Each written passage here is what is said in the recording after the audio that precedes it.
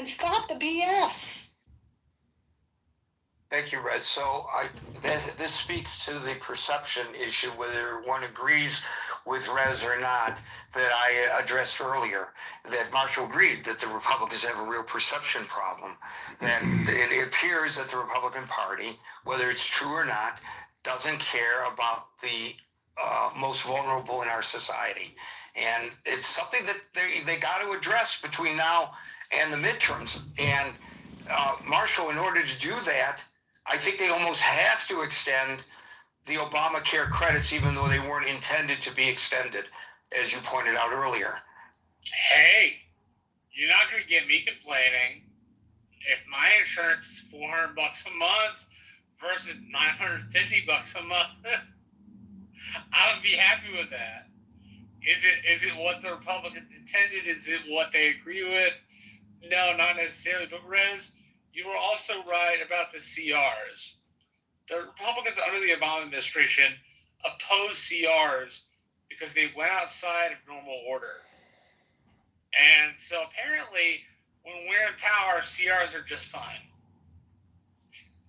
Despite the fact they spent my college years opposing such legislation. So I think she was absolutely right about that. And yes, I do think they have a perception problem. They also have a governance problem insofar as they can't get people to agree with them. I think that those, I think maybe March. Healthcare, just give me 2 seconds. Healthcare is really a loggerhead thing. It really is one of those things that folks are like, as Teddy Roosevelt once said, you need a healthy American populace to have a healthy American nation. So, Gary, though, wouldn't, and far from be it for me to defend my Republican brethren here, but wouldn't their response be that these programs don't help the vulnerable, that they keep them in cycles of dependency? Well, wait a minute. Poverty's gotten worse. The proof is in the pudding. The proof is in the pudding. You can't find a more apolitical charity, in my mind, than the Salvation Army, and they're putting out an urgent call for help because they can't already, and that's with many people still getting their SNAP benefits. But Gary, handle the influx of people at their food pantries. Gary, what the Republicans would say, I think, and again, this is not my position, but I'm trying to articulate what I think my conservative brother would say in response is, look, these Salvation Army, we'd be better off turning the whole damn thing over to the Salvation Army. That these nonprofits and religiously motivated programs, without these bloated bureaucracies, actually do more because they have more accountability and they get people involved in spiritual programming, and they, as opposed to just shoveling entitlements at people, which creates cycles of dependency and also a bloated government. And I think this is what I think my conservative friends, right, Marshall, would say, we care about poor people. We just think that for decades, from FDR on, we haven't made the problem better. We've made it worse by creating cycles of dependency and growing a centralized government that doesn't know how to. I think these are not my views. These are not my views, but I'm trying to put my opponent's views in what I think are the best light. But as Marshall points out, I would also argue the largest growing portion of the federal budget is federal entitlements. They would also make that point. I don't think you can take Social Security away. I don't think you can take disability insurance away. I don't think you can take Medicare away.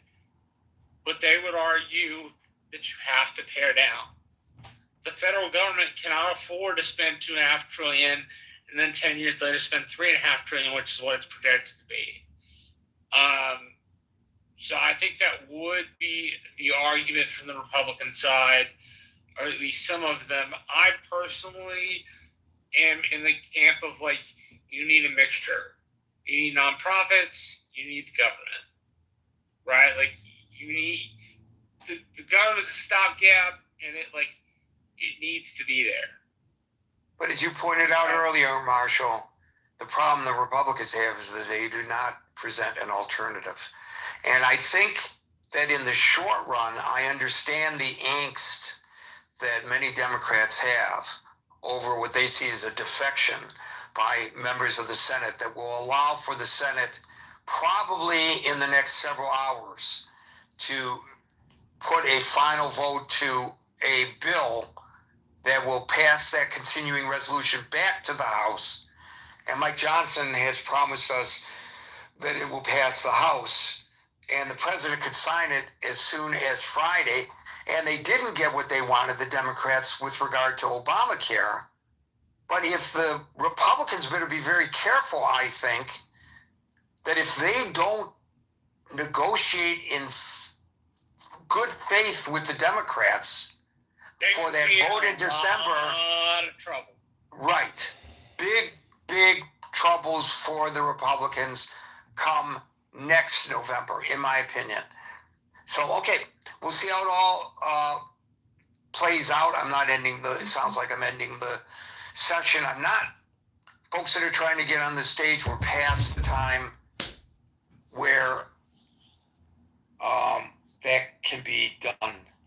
I'm just looking at Dulles Airport. We've had Hit the another like mishap. button, subscribe right now, everybody. We This just time involving filed a objections to ground Darren transport LaHood as we vehicle. run to unseat and I defeat guess him in at the Dulles, you 16th can get off a district. plane and get 2 into this objections have little also been filed against us, and we have filed an trolley. objection against Paul Nolly, Well, one of Democrat them just candidate crashed. for Illinois 16. Hit the Okay, like button now, Mickey subscribe, followed by leave me a Brent. comment, tell me how your day is going. Ribono shel olam gekachen lichtig in dein Mickey, Oregon. Mickey. There's a song. Do you want me to sing the Mickey song? No, you do not. Brent followed by William. Brent, hold on. Brent, I apologize. Mickey is back, and Brent, you're at the end of the line. To materialism. He was saying, like, they just, like, impose materialism onto the scholastics. And it's like, what? They don't. Every time he thinks, like, Phaser doesn't understand.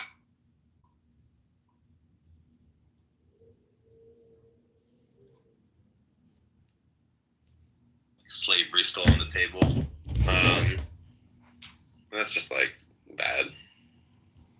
I really hate that. I mean, I just personally, I meet some that are nice and perhaps not very religious, but I just, when I meet like if I look at this app, for example, so many, I would say more of them have pretty extreme beliefs that I'm not comfortable with. Yeah, just ask them, do you support the death of apostates? And like they'll hem and haw, and then eventually they'll be like, well, if the caliphate was set up, then we, maybe like that's like, bro, like just say you don't support it. Like that's the answer to the question. Like don't support killing people for leaving a religion. The fuck, like.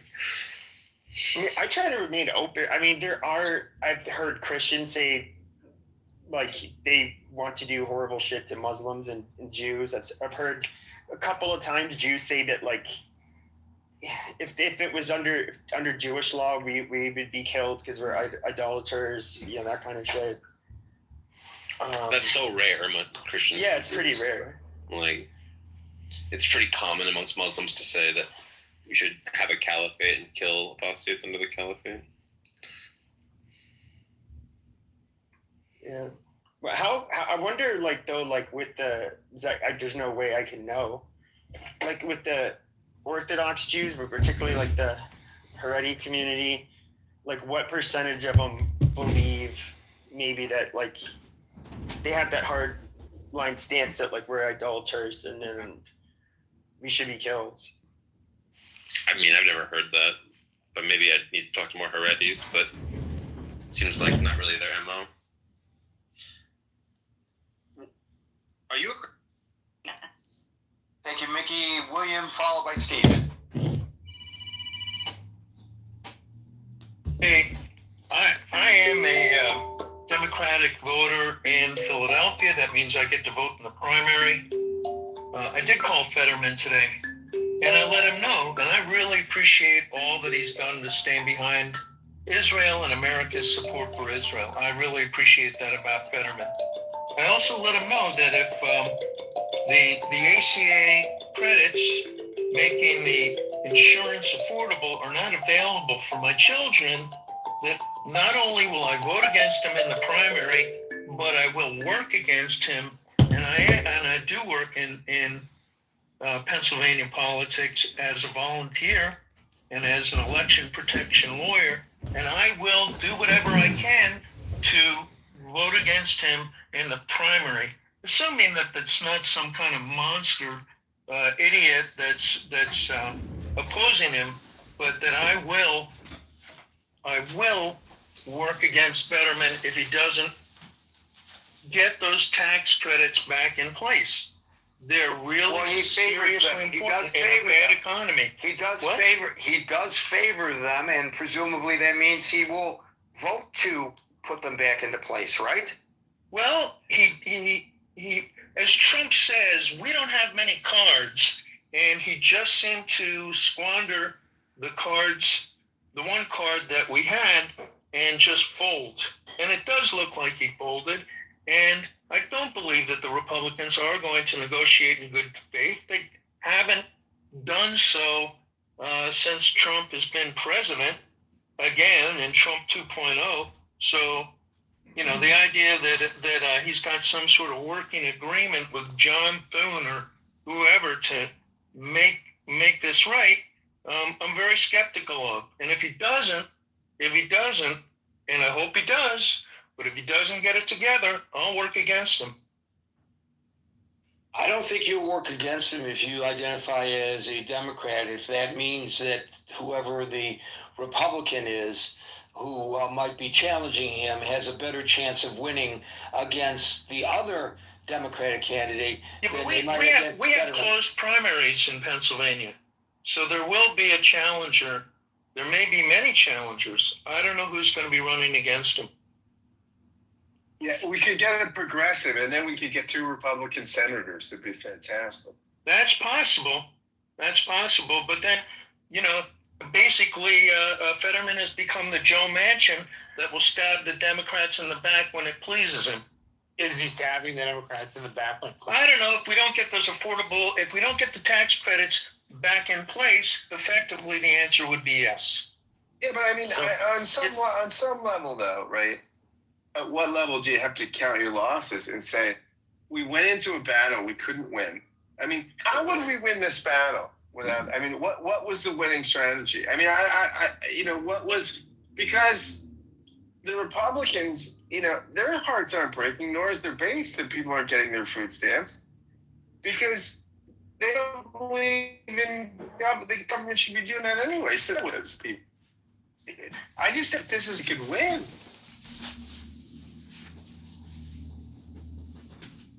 I don't know whether that was rhetorical or William wanted to respond. No, well, first of all, I couldn't. It was kind of breaking up, so it was a little hard to hear. But there will be a Democratic primary. It doesn't mean that the Republican is going to win. It doesn't mean we're going to get a clone of McCormick. It just means that there will be challengers in the primary for Fetterman. If you can hear me now, what I was saying is this: is Fetterman's vote, right, was the judgment call. How would we have? What was the Democratic winning strategy to just keep the government shut down and keep starving people on food stamps in a battle we couldn't win because the Republicans weren't going to back down? I mean, we might have just misjudged our man. We picked the wrong hand to go all in on. The tax credits for. First of all, you know, we did a huge bonanza giveaway to the richest of the rich, who get taxed much less than before. I'm with you. I'd be for socialized medicine, but I'm living on the ground.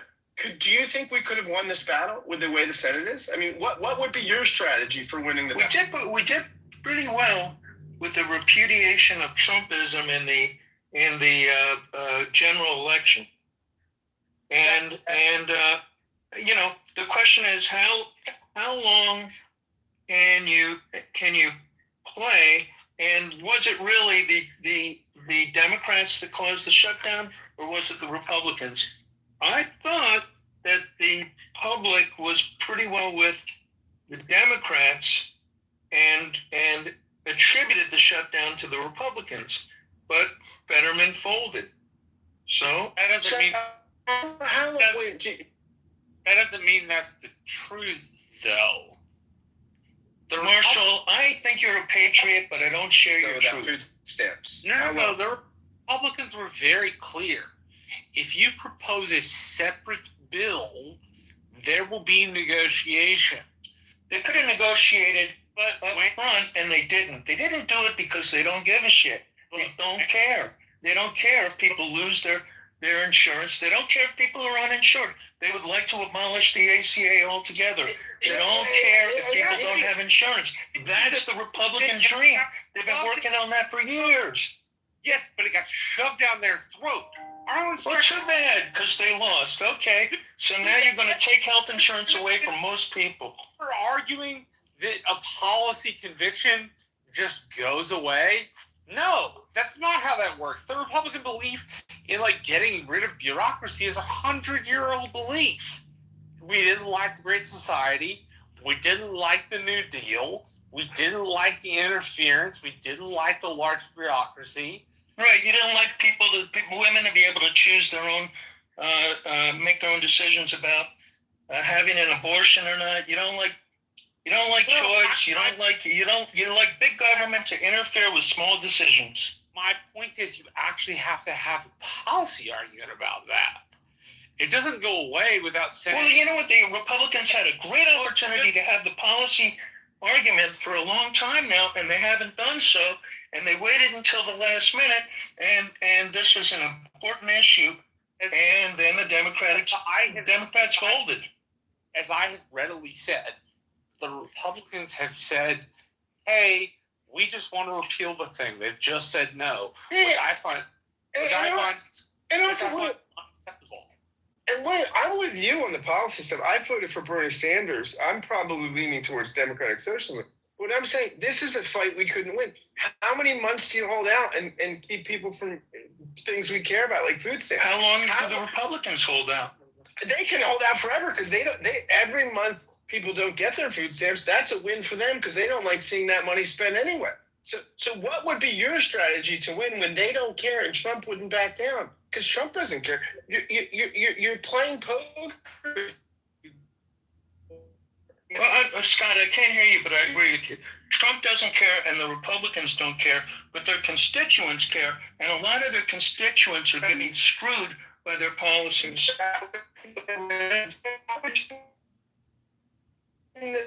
Scott, we lost you. Scott, we lost you. You're done. Through. Finis. Back by popular demand, and I see other people have done it as well. I have reposted to the main chat above the conversation between Scott and Dominic about whether Mamdani is the future face or the face of the future Democratic Party. So it's really an interesting discussion between them that I was pleased to moderate. So please feel free to click on that. Also, with regard to the chat, please, no personal attacks. Personal attacks in the chat are subject to removal. Repeat offenders are subject to their being removed. And finally, those that are still trying to get up on the stage, unfortunately, too late. You got to get on before 6 o'clock New York time because Gary has a drop dead moment that he has to walk out the door to catch his train, and New Jersey Transit will not wait for Gary. William, followed by Steve. No, I've already spoken. I'll look forward to Uncle Steve and Dominic and David. Yeah, Thank you. I know. Steve, Dominic, David, and Brent. Steve.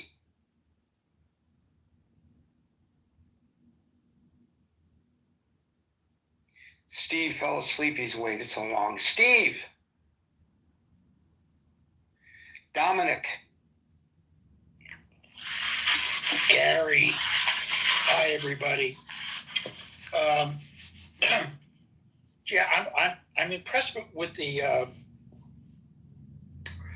sincerity of William's point of view here. The sort of I'm trying to separate the political animal from the policy animal there, and.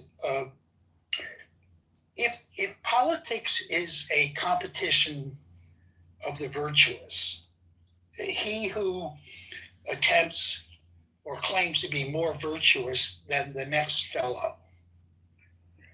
I think that's a difficult way to practice politics. My experience is that when practical people get involved in a negotiation about political policy, and I've always had small issues like whether or not we're going to expand the airport, or whether we're going to recognize the police union in our town, or whether we're going to allow zoning to exclude poor people. Well, of course, we never said that explicitly. We just said that you've got to be rich to live here. Everyone compromised, at least made the appearance of compromising. Claims that the other party are disreputable, sort of an either or. I've always found very difficult to, it's kill or be killed politics. And I just don't know if that's useful. Two things that really I noticed today, that the Democrats who and the one independent who sided with the Republicans on this are either being castigated as traitors or hailed as practical politicians who want to move the country forward. I said in the chat yesterday that they are going to be charged as being capitulators. And that's a fight within the Democratic Party. I called Schumer up, and just William gave me the idea, or reminded me that I called Senator Schumer up and said, "What are you doing? What? You open the government." Okay, now his assistant deputy or whatever it was who answered the phone said, "Thank you, Dominic, very much. We know who you are, and you're never going to vote for us anyway." So, he couldn't care less if I was going to work against him. But he does care if, Sandy Cortez, is that her name? I'm going to start calling her by her name now instead of that. And so we just got to calm down with this political hatred stuff. Democrats are not evil. Republicans are not evil. All right?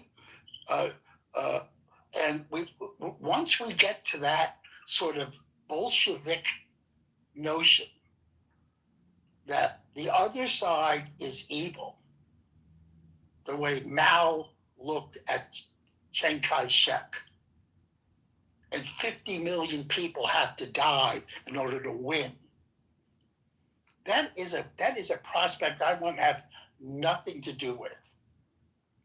And I just eschew any of this sort of like quote unquote radicalization of politics. It's very difficult for me. So I have been a practitioner in the arena, and it humbles me to be a part of that, to have that experience. And I know what to do with people who stand before me and accuse me of that they're going to kill me if I don't vote a certain way. I've actually had people say that to me. I'll shrug it off, say, "Oh, take your best shot." But the fact that someone would actually say that, it's kind of frightening. So the other thing I wanted to point out is today, President Trump met with, I can't pronounce his name, he's the president of Syria, which I think is is the real news of the day. It's an incredible, I don't know what you'll call it, almost magic-like international diplomatic hula hoop or something that Trump has been able to pull off, because Syria was as Russian controlled as you could get. And Trump has somehow got them to go to the United States. I just want to recognize a good job. Doesn't make me a Trump acolyte, but you gotta, we gotta stop. But it has nothing to do with today's discussion either. That's right. I'm sorry. I just said I'll leave on this note. We got to stop the kill or be killed idea about politics. Well, there are perceptions. We've been discussing a lot about perceptions, Dominic, and I've raised I've not said Republicans are all jerks or cold fish who don't care about poor people. I said the way that this is being managed by the Republicans gives the perception that they don't care, and that's a problem that they will have in the next election, to which Marshall agrees, especially if they can't come to terms on Obamacare. Now, Anson points out in text, Obamacare is not really for poor people, it's for middle-class people who otherwise can't afford health insurance, and that it's a misstatement to say that it's ignoring the concerns of poor people. So I answered in the text with a question: does that put us at a tipping point where you don't have to be poor to not be able to afford health insurance? Is that where we are in this country? Is that an indication of a shrinking and less economically viable middle class? It would seem that argument to the concerns about Obamacare being for poor people, maybe we have to redefine poor or levels of poorness. I don't want to see anybody who's working full time be considered middle class, and the middle class dream is it the middle class dream of a house and a driveway with 2 cars in the driveway? Isn't that supposed to be middle class? A chicken in every pot? Voter. Right, a chicken in every pot? I mean, so maybe we have to, please allow me to finish, Marshall. Maybe if Anson's observations are correct in his admonishment, perhaps we need to have to redefine what is the middle class, or does it even exist as we have known it growing up? There may be a quantum change going on in our society right in front of us. As far as I'm concerned, I don't care how you label the person. If he or she cannot afford to buy health insurance, and I think it's worse than the people in the middle class than it is for poor people, because poor people can apply for whatever their state version of Medicaid is. So if I'm making, depending on where I am, and it changes from locale to locale, but if I'm making like $20,000 a year or $23,000 a year, somebody threw out those figures earlier, and I don't qualify for Medicaid, I'm over the limit for Medicaid, but I'm under the limit. I can't afford to buy into the Obamacare because the premiums have gone up. So what? Who cares about you? Can I answer, Karen? Yeah, please. Okay. So my point was the demonization of the. I know what your point was. Okay. So that's where I was coming from. If you want to talk about the specifics of the ACA policy, we have to deal with reality. What percent of ACA enrollments are fraudulent? I don't know anything about how fraudulent they are. I've heard the argument. The only argument that I've heard about, I'm not asking any question. I did not even raise the issue of fraud. I'm presuming that if somebody's working at McDonald's, to use the example that was given earlier, and they cannot afford to buy health insurance on their own, and their employer is not providing them health insurance, they should be able to get into Obamacare without the premiums knocking them out of contention. Okay. Now, is that fraud? But if you find out that you got Obamacare and that your deductible is $14,000, what good is the insurance? Nobody is saying that Obamacare is a panacea. There you go. Nobody said it was a panacea. Well, what do you mean? There you go. So it's a solution to like eliminate it and start from scratch and let those people hang out to dry, or is a solution to extend it and then find an alternative or repair it? Well, it's somewhere in between. Obviously, it involves reform, which I think my Democratic friends would support. That reform is always a nice Democrat word. We have to reform the policy so that it is not fraudulent in its perception. People perceive the ACA as fraudulent. Well, I haven't heard the argument that there's widespread fraud in the ACA, and I have not heard the argument that that's the reason. The only fraud allegation that I've seen coming from the Republican leadership, and I don't know how this is as fraud, is that people buy into it and then they don't use it. Fraud. I don't get how that's fraud. Where's there this widespread fraud in the ACA? Because the money goes to the states. Okay, the money goes from the federal government to the states that have the exchanges. Yes. That's fraudulent if the enrollee doesn't know that they were enrolled. I don't understand it. I don't understand that. I don't understand your argument. He's saying they're gaming the system with fake enrollees and pocketing the money. That's right. The state is gaming the system with the fake enrollees? Yes. Well, then if you can't trust the states to run the program, do you also trust or not? Do you also distrust the states to run education? Oh, listen, Gary, I am all for the ACA as long as we all agree that we are going to reform it so that it is not fraudulent. That's all. Okay.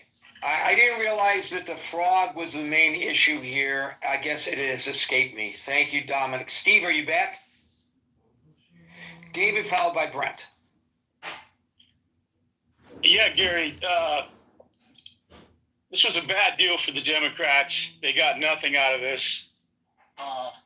They unleashed helped unleash a lot of pain on the American people.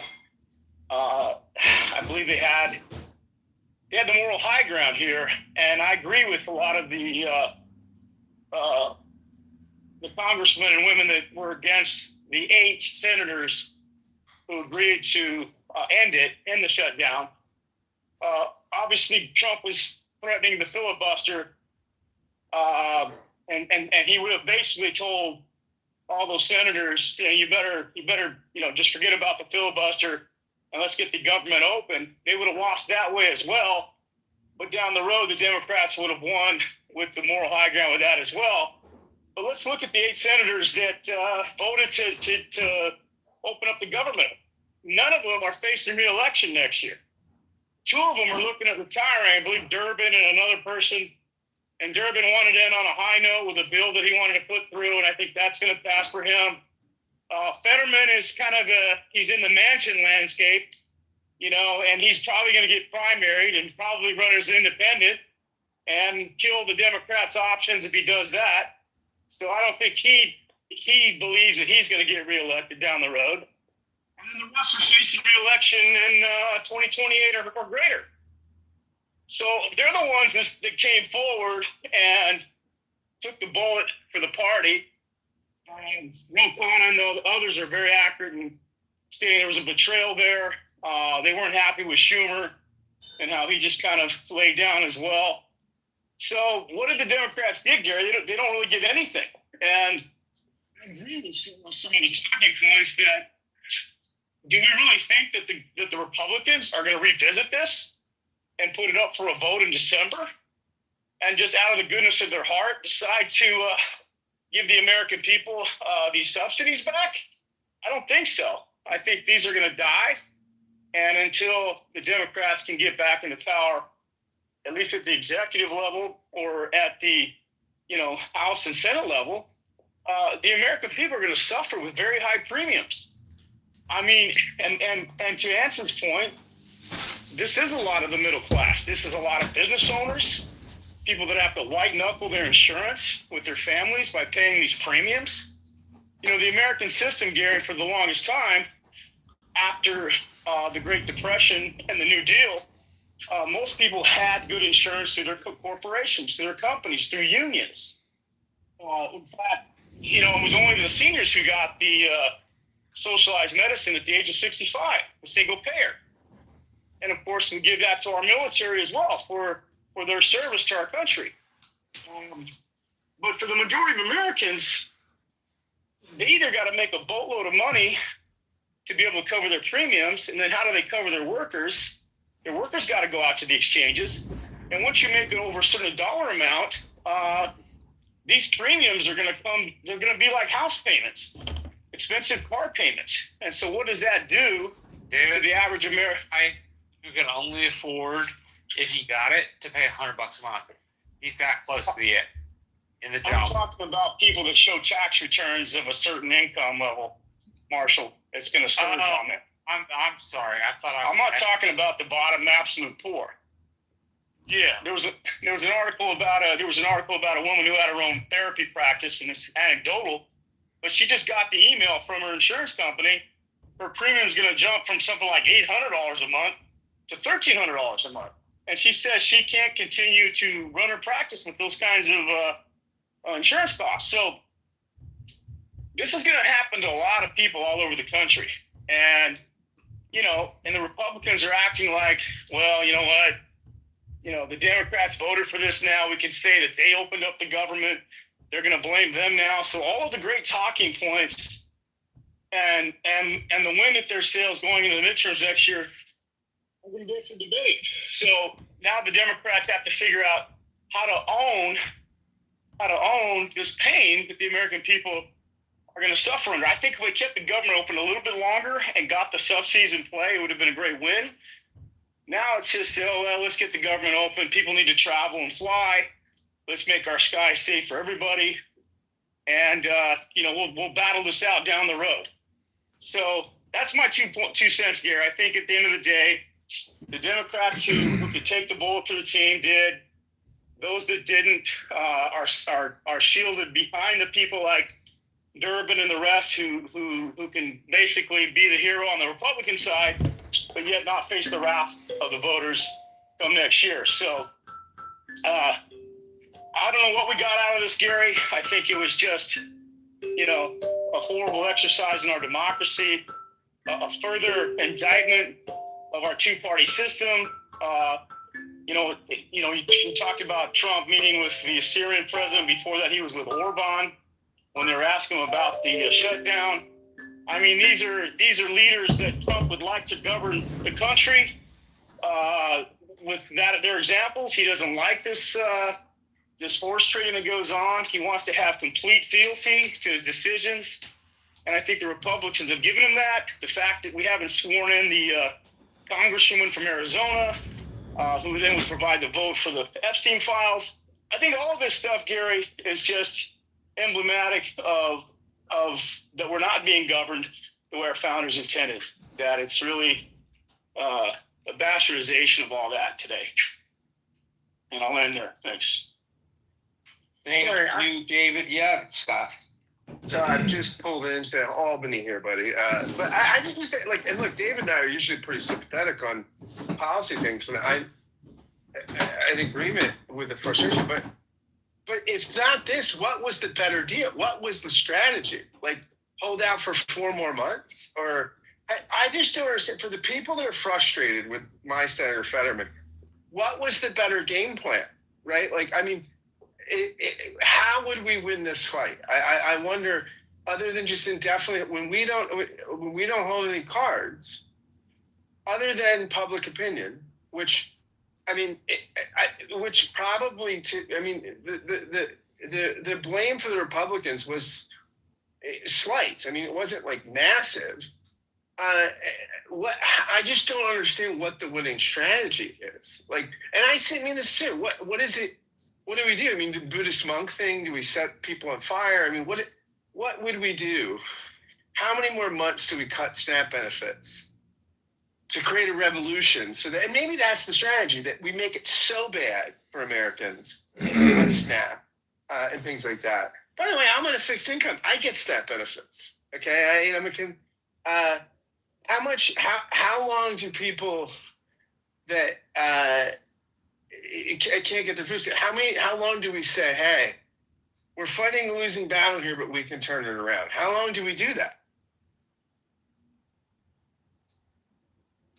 Well, I think you have to have legislation that speaks to the neediest of our American people, and maybe have legislation that line items their funding, irrespective of budget issues. You basically have to make, decisions and laws that secure the weakest of these in our society from being held hostage by the 1%, the 10%. No, David, I'm with you. I'm with you on that. Like I'd be for socialized medicine. I'd be for luck. But I'm saying in this particular battle, because a lot of people are giving shit to Durbin and Fetterman, my senator, who I like a lot. What could we have done differently here? I mean, I maybe we shouldn't have picked the fight in the front. I mean, I don't know that people, like, I actually think it was prudent to fold. I mean, if you're playing poker at some point, I mean, there's some people that just can never fold a hand, right? They say, I'm pot committed. And then they lose everything they had and say, so what? How could we have played this hand differently? Just put more chips in? I mean, how would we have won the fight? I don't know, man. Some things are just worth. I mean, was the Civil War worth fighting to end slavery and keep the Union together? I mean, at some point, what do your battles look like? No, so that's it. So what you're saying is like you would say, I manage I don't usually tell much back, but I manage a house. I'm the general manager of a house for guys in transition, and every guy except one in my house that I manage, and there's like, right now there's 10 guys. All of them are on food stamps except one. So what do I say to them? So I say, all you guys, just like 3 or 4 more months, it's worth it for the 24 million people that are making more money than them. And again, I think it's awful. I would be for something left of Obamacare. I mean, I think Obamacare is a center-right program we have to live with. But at what point do I say, yeah, I mean, Fetterman should have held out for 4 more months. These guys are stressed the hell out, running around in food pantries, and they're standing in line for 2 hours. At what point do I say, yeah, guys, it's worth it for you to stand in line for another, how many months? And it's winter. How many months, David, should I tell those guys? Well, Fetterman's a candy ass. Well, you guys should wait in there for 4 more months till the Republicans fold, which they're not going to fold. If we had a moral Republican, if we had President Mitt Romney and Liz Cheney, maybe I'd believe that. But we don't have those people. These people don't give a shit. And you're saying we're going to play poker with them? Well, we saw what happened when the judge said, hey, open up the SNAP benefits. Rather than saying that as a moral position, the courts had ruled, Trump runs it up to the Supreme Court flagpole, right? So I think that there's a win right there. He's saying people being hungry in this country, but you know what happened in my house? Because the thing went back a couple times, people that were on the number 1 thing for the food stamps got theirs. Then Trump got it shut off, and the rest of the guys didn't get it. Right. I know. So we're saying, like, we would say, well, we'll win the other court battles. What I'm saying, I'm kind of defending. Look, and again, I'm left of a lot of these senators, but No, I get I'm it. just saying. I think you fold. I think I don't think you sacrifice the 42 million people that can't eat on the altar of the 24 million people. I think you live to fight another day. I mean, I think and use it against the Republicans in the midterms. But I mean, I think if we're talking about priorities, I mean, well, gosh, I think it's just brutal. And I think actually these eight I think Democrats actually did the prudent thing. As I said earlier, David, I think the ball is now in the Republicans' court.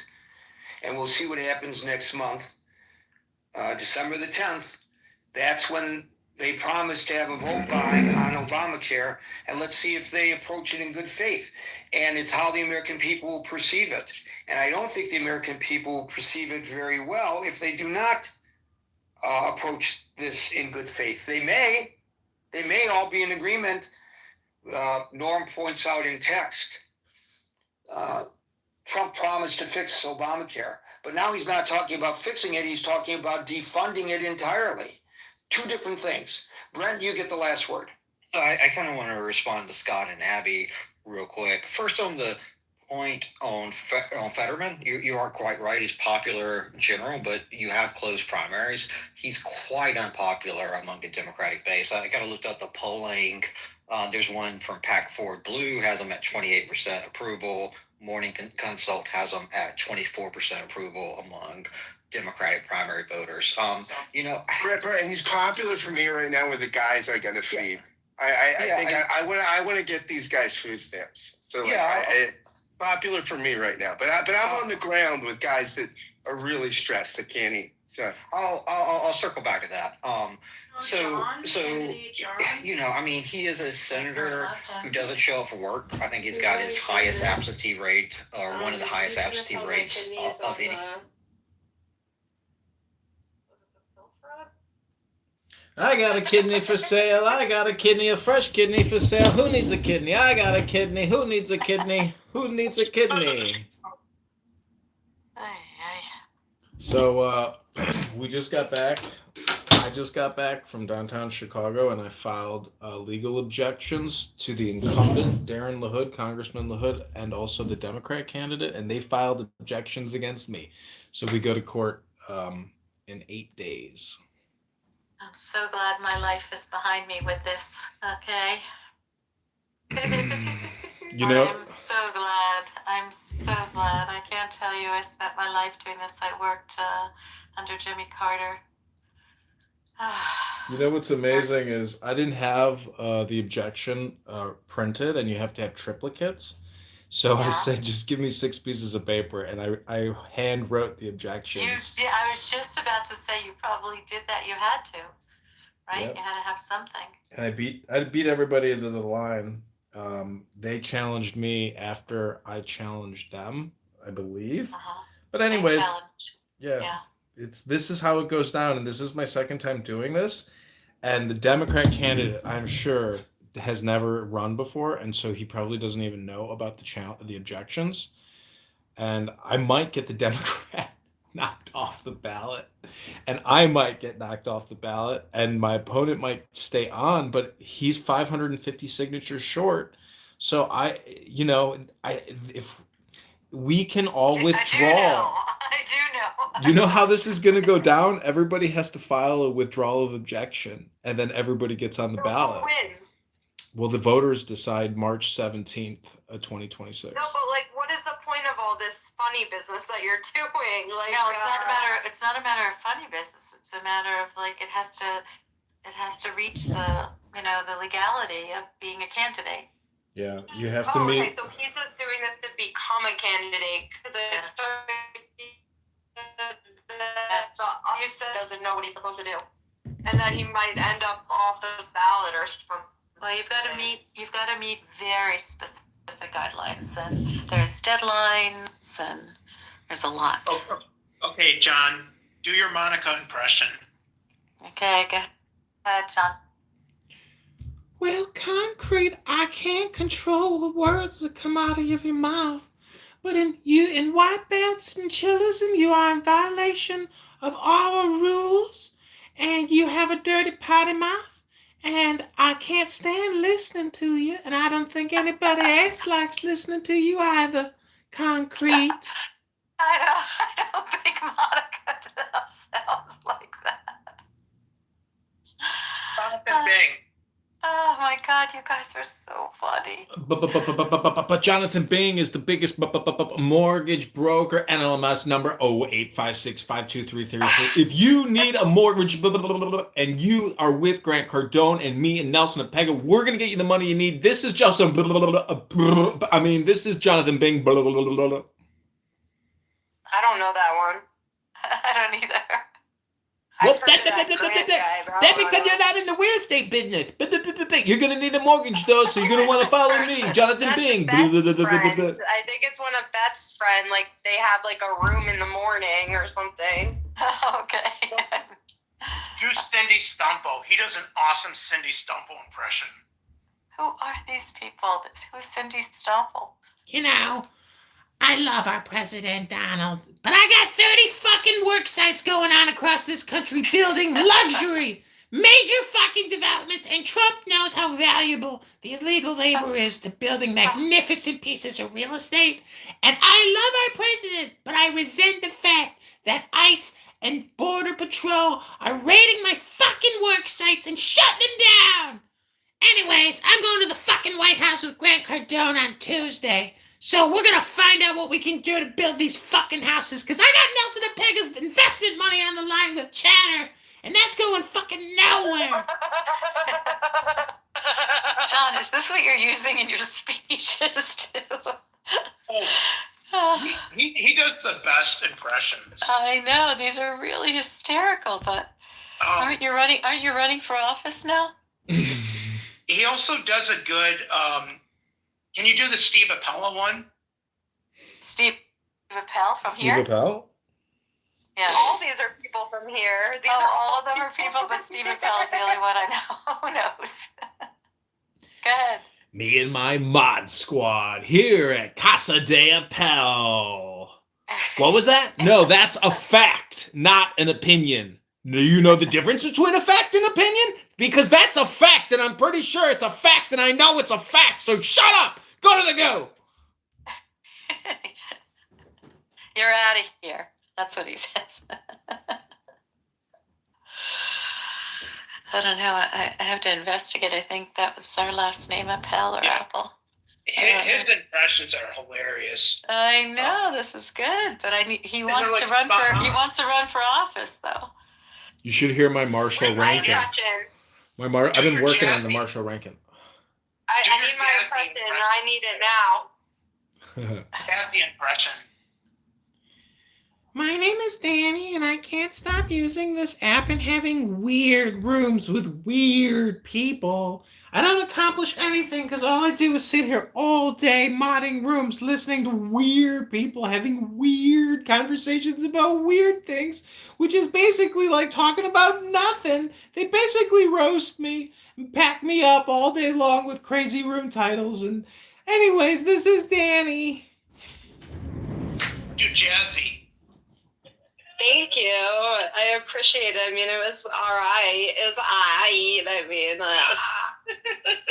his jazzy impression's spot on too. Jazzy and Shy. Fuck you, Edmund Dakin. Doing yoga in your motherfucking shit stained underpants, bitch. Suck a dick in the street, bitch. This is Jazzy, bitch. Now that one I'm familiar with. That was a good one. I like it when she gets really mad at me about something like so little. So mad. Anyways, there are, characters on this app. It's like a theater production in a way. But, I've recorded it for many, many years now. Really? Can't do that? That's so funny. Yeah. Look at all his phones. Look, he has a million phones there that he can go live. John, I've gotten like 19 follows from you on Instagram. Is someone hacking your account, or are they really you? No, these are all me. I was anonymously publishing under Adrian Dittman for like 2 years. Okay. So I keep Was getting that like, really Elon Musk? Or were Yeah. you pretending to be him? No, that is Elon Musk. That's his other account on X. It's called Adrian Dittman. Have you ever talked to him? He's blocked all of my accounts, and in fact, he even took over my Adrian Dittman account because I dropped it. I changed everything to rebrand for the campaign. Okay, so he took your account over? Yeah, it's just Adrian Dittman now with one T, one N.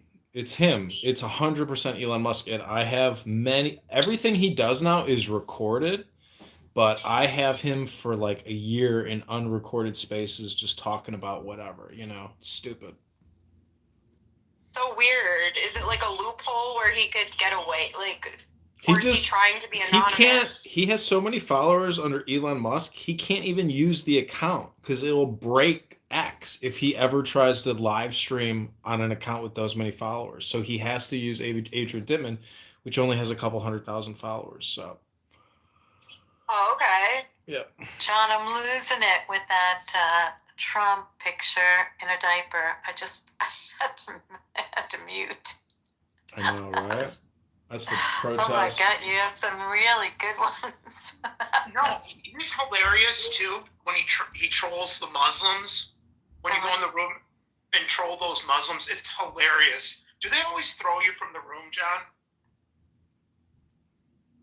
Not every Muslim room chucks me, but I can read Rumi, and therefore you can confound Muslims because Rumi poetry is, Islamic or Muslim or Persian, and Sufis who are Muslims, like, I don't know, they can just basically supersede, gaslight, troll, debate, maybe like your typical Sunni Shia Muslim. It's definitely like the mystical Islam is universal. So it's something people should learn. If you fear Muslims, you're a schmuck because it just shows that you've never it shows that you can't even debate their own religion in a way. People should be able to debate it for sure. And people on this app bring a lot of fire and smoke to Islam. I got my account suspended because I had a PTR that said eating 2 strips of bacon gives you a 100% chance of not being a suicide bomber. That seems pathetic. I'm offended, Nick. I'm not a suicide bomber, and I gave up bacon a year ago. Well, the 9/11 hijackers. I mean, do you know the stories of like the way they lived their lives before they supposedly crashed those planes? Were they on Clubhouse? No, they were like doing drugs. They were going to strip clubs, doing all kinds of crazy shit. I never heard that. Yeah. Imagine an Arab Muslim about to commit suicide. What do you think they're going to do? Sit there like be all devout or something? No, they're going crazy. So you can look it up. I'm not going to Google it right now, but anyways, today was another day on this journey to getting on the ballot, and it's like very patternistic now because this is my second time running, and the first time I didn't file the objection. I asked my friend to file it for me, and the lazy bum didn't file the objection. So this time, I made sure I did every single thing myself. Asked nobody for nothing. Every step of the way, I did everything. Even if people duplicated what I did, I still did it. So this time around, if we don't get on the ballot, or we don't cause some type of conflict or get some type of favorable ruling, I'd be very surprised. Like this time, it seems like I will have created some type of rift in the time fabric of some sort with my objections. So, because it goes to a hearing and a judge is going to hear my arguments, and I can file motions and request submit subpoenas. Can you actually have a debate with Darren LaHood? There are two objectors to my candidacy and my petitions, and so there's dual challenges. I have two challenges against me, and I have two challenges against the incumbent and the Democrat candidate. And what's interesting is this time I have the Illinois election law book. The employee there gave it to me in Springfield, and I was like, oh my God. I'm like, thank you, dude, because to read that on a PDF is brutal. But this time I can go through it and find enough information to create significant exhibits and motions, and come to the trial with a litany of motions. Guy's dad was the former United I got a States question, right? Secretary of Transportation. That's crazy. That's pretty How do y'all high feel about, honor, isn't it? Yeah. how do y'all feel about Donald Trump trying to claim dictatorship over America and seize control over Southwest Nigeria? That's the most framed and ridiculous question I've ever heard, but what's your point? What do you mean, what's my point? I'm asking you a question. What do you mean, what's my point? I asked you, how did you guys feel about that? I know, but instead of answering your question, I just want to ask you a question before I answer your question, and just tell me, what do you think your point is in asking the question? My point in asking the question is asking y'all how y'all feel about God. I know, but before I answer your question, I'm asking you a question, and I'd like you to answer the question I'm asking you first, prior to me answering the question you asked me. I just answered it. But what's your point? Because you're on my show on YouTube. It's called What's the Point? And so I just constantly say, what's the point? That's the whole purpose of the show. So what's your point? I'm on YouTube. Yeah, what's your point? You're on the What's Your Point show. What's the point of the What's Your Point show? What's your point?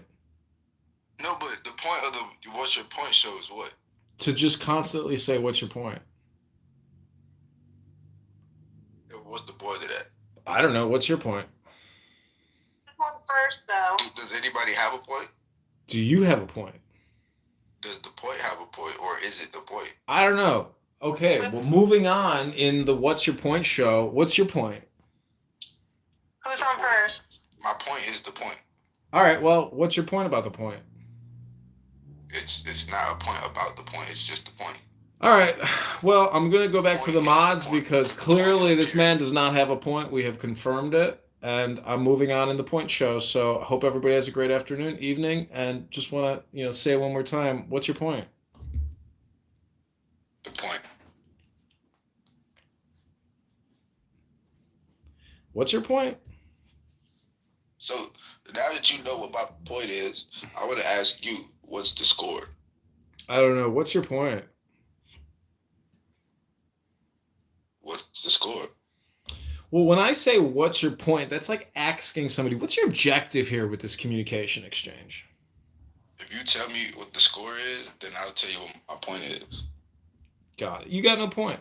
So what's the point? You got no score. So what's the point? I don't know. You're on my show called What's the Point? So what's the point of this convo? Good moderators, can you detect what this guy's point is? Your show is on my scoreboard. It's based upon my scoreboard. So what's your score? Listen, bro, I don't know what to tell you, but you got no point, You gotta get a point if you want to be on the point show. So what's your point? You gotta have a green if you want to claim a room as your show. Listen, it's not about the green bean here. You're on 15 YouTube account live right now called the What's Your Point show by Candidate John. So what's your point? But what's your score? So what was your point to come in here? I'm dog Dave shit on all platforms, by the way. What does that mean? Is that English? Yeah, it means I'm a dog and my name is shit. I'm a dog named shit, and that's my name on all platforms.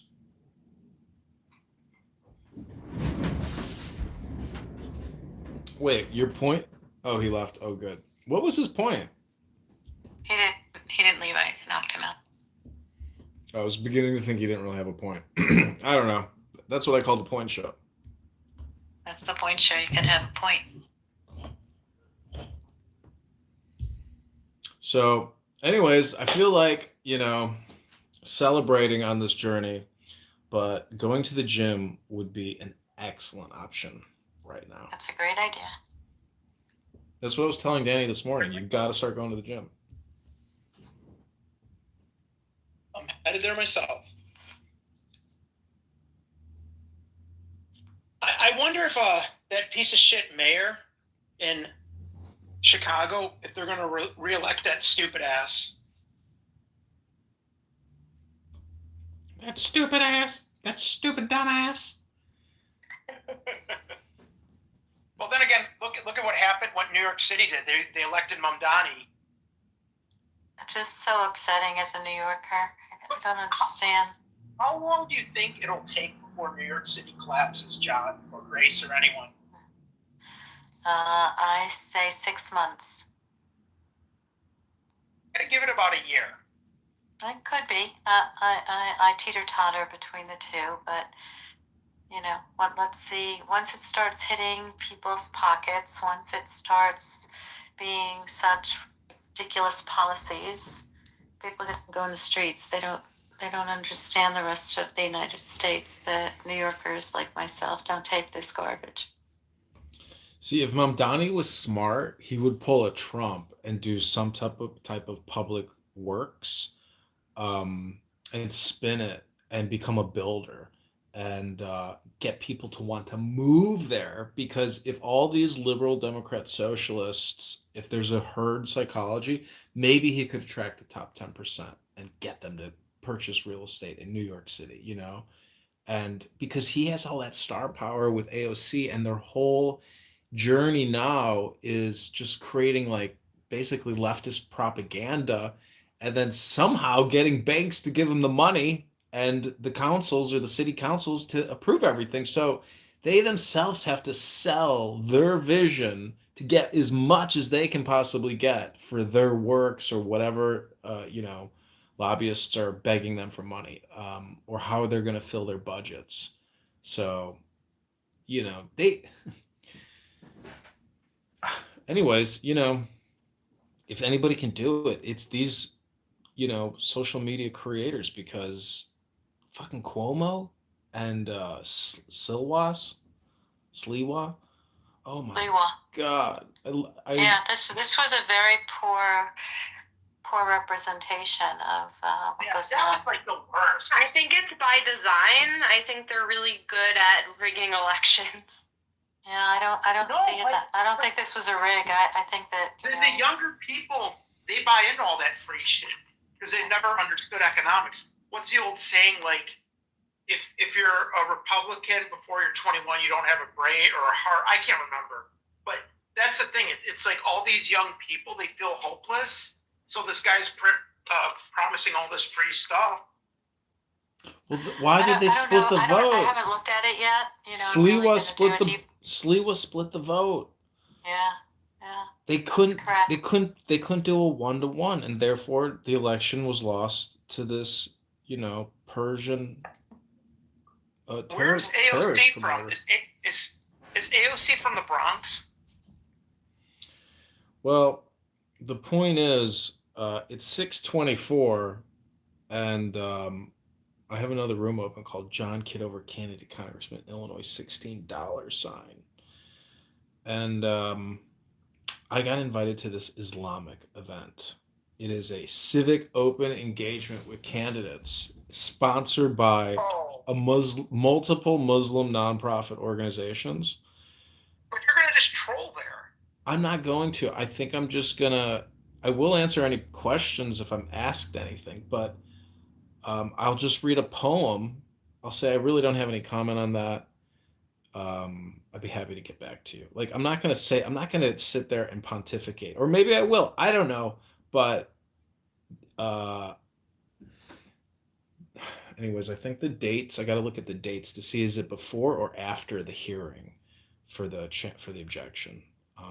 But my opponent has not confirmed to go to this event, and the Democrat challenger has.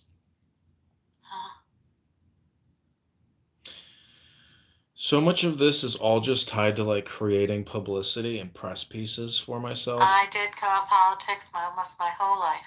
It's so I cool. understand it. It's cool because I like Clubhouse in the real world. And but we'll see how all these objections go down.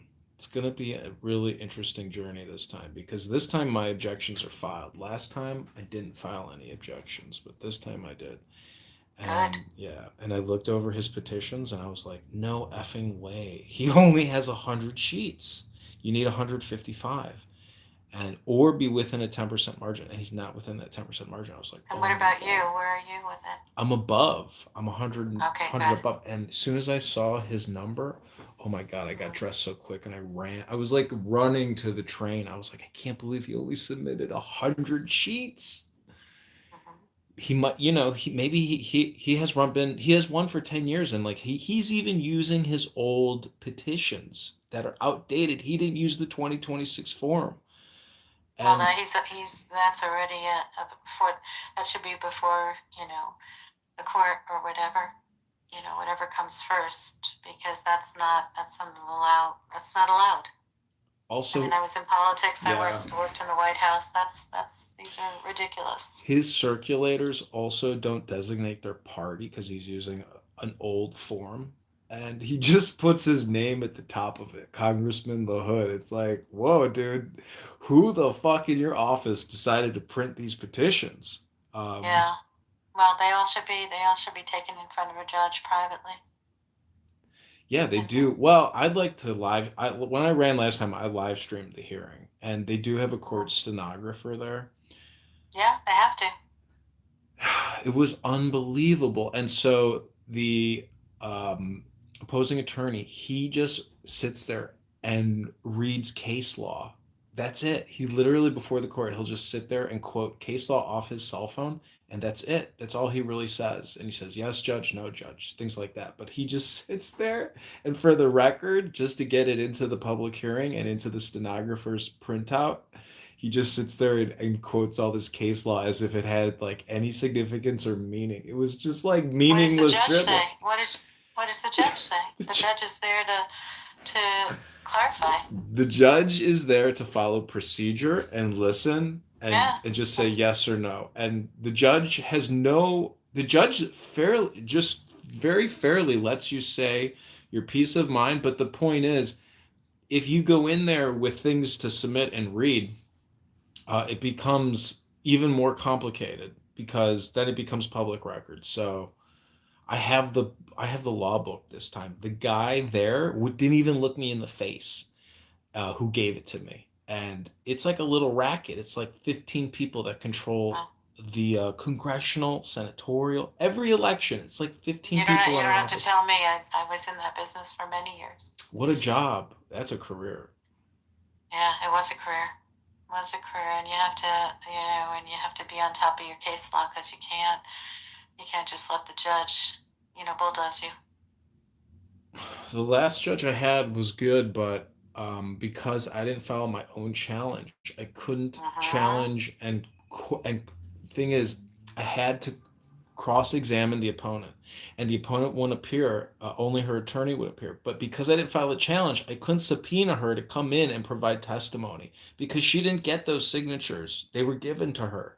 So it really is a racket, and they're willing to lie and commit forgery because these are notarized documents. So it is forgery to fraudulently draft petitions. Did it for years. From the beginning of time, they pulled this. But they're really doing it at a very highly organized level here in Chicago. Just like it is in New York City. For the smallest elections imaginable, for what they call committee person, which is a nothing. Yeah. It's all you can do is vote. A committee person. It's not an elected position. That's correct. It's just so you have the ability to vote on what you call central committee, and that's basically non-existent. The whole thing is a charade.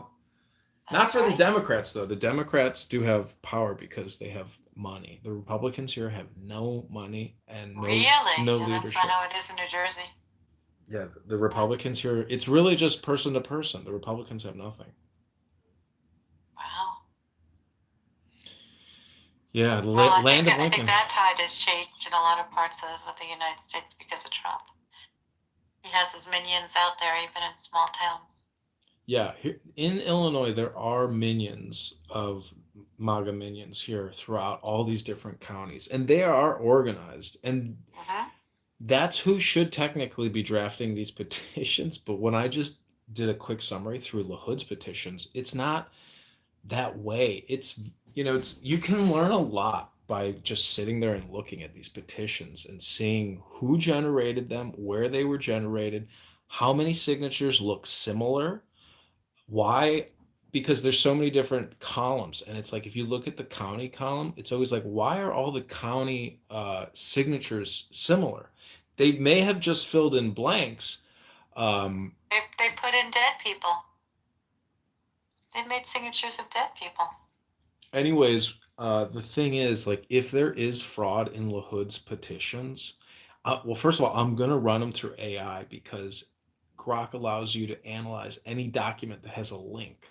So for me, this whole thing is about creating content on top of content on top of content, and it just never ends because every step of the way, I just photograph and film everything. So Love it. Genius.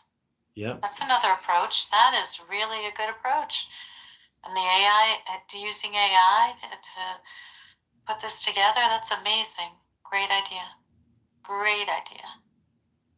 Because you got to call it out before, somebody takes care of it under the table, as I call it. Did it for a very long time. New Jersey is not an easy state either when it comes to elections. So there's this attorney here that has a huge following on X. He's got like 250,000 followers, and he has a personal relationship with Elon because Elon retweets him. And I took a selfie with him, gave him a hug, and he said he would represent me at the objection Very hearings. nice. Very nice. And I Keep mean, getting those pictures out with him. yeah, because he's gonna retweet that, and I mean, I'll get a lot of followers with that. But this guy has a huge Very following. smart. Very smart. Listen, all over the country, everyone is not as smart as the three things that you just exemplified. They're just not. People don't get it anymore. Well, so anything that you can do to ignite something different in a different way will get you ahead of the game. And I've been saying that for the past 10 years to most candidates. I don't want to hear all the old stuff and the old school stuff. You're in a time where, digitals are everywhere, and you can reach a lot of people and encourage them to get to the polls in ways that we haven't before. They don't want to hear your little, stumping speech. They wanna connect, and they want just one sentence that, hits their soul of why they're going to get to the polls. Well, there's a lot of ways to look at this because this is There's no one way. There's no one way in this. Well, you got to be burning all the time on different avenues. Well, because equal objections have been filed, if the judge is impartial it basically this creates a negotiation opportunity for me, and LaHood could offer me something, or the Democrat candidate could offer me something as well because I challenged him as well. So basically, it goes two ways now. Like I've created a double jeopardy opportunity, situation, yeah, and I've created a publicity, quagmire and event for the Illinois GOP for the for LaHood, and this is all newsworthy, and so I mean, if you could reach out to Fox News or MSNBC or CNN Politics as my press agent, let me put you in the registrar. Okay. Candidate John, Grace, Danny, 11, 10, 25, bing, bing, bong, bong. Yeah, I did that for a very long time. Bong, bong. Danny was my crisis actress early on in the campaign. Danny, what was your favorite moment of the campaign as a crisis actress? I don't know. I just did some research on the family and stuff, Very nice, Johnny. No, but he didn't ask me to. I just did it without his permission and like read about what happened in Egypt and stuff. Yeah. I'm a bad girl. I keep reading this information I'm not supposed to read about.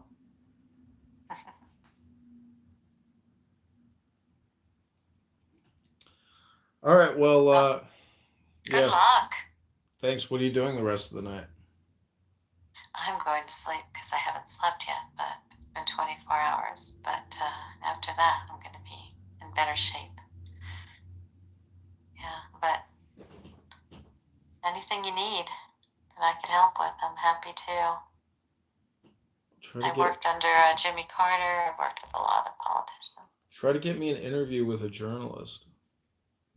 Journalist where? You're in what state? I'm in Illinois. What about El Normo?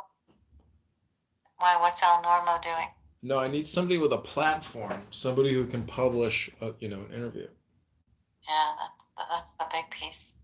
What about? Are you like platform pro-Israel? Do you got pro-Israel people near you or something? No, I need somebody that has profiles on Instagram or YouTube or TikTok. Oh, there's people like that have a lot of followers that are like niche into certain. Well, so go if you ahead. Find people You that need align to. With you. You need to reach out to them and say, "Hey, I'm reaching out to you on behalf of the campaign to elect John Kitover to Congress. John would like to do a 5-minute, 10-minute, or 30-minute Q&A with you for you to publish on your profile. Follow John Kitover at John Kitover. That kind of shit. That kind of communication, Danny. Nice.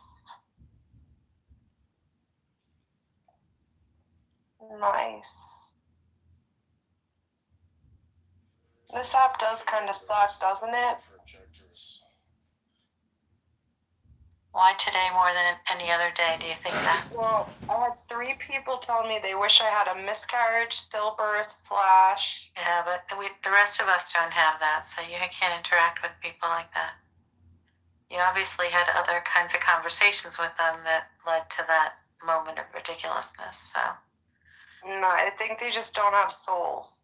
They don't have souls, so you have to start getting that right away from the people. Look at their profiles, and the first thing that comes out of their mouth, which is nasty, they don't wait long, get rid of them.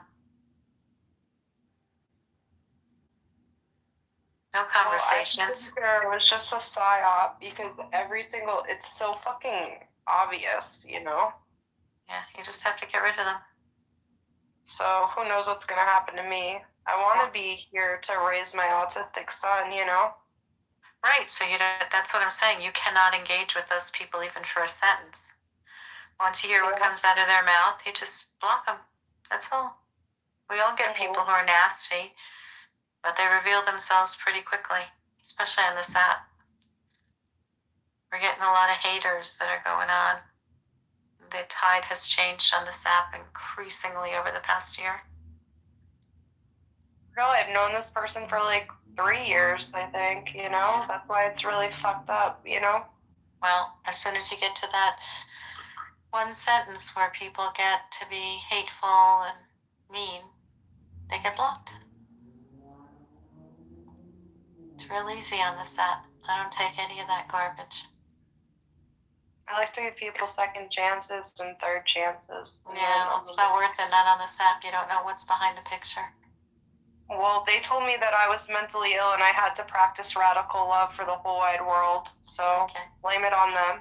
That's right. Blame it on them. It is them. So just block them. I'm going to blame Marshall Linehan and therapy, and I'm going to sue them. And I'm going to sue them for teaching me radical love and acceptance. I don't think it was a good thing to teach me. Well.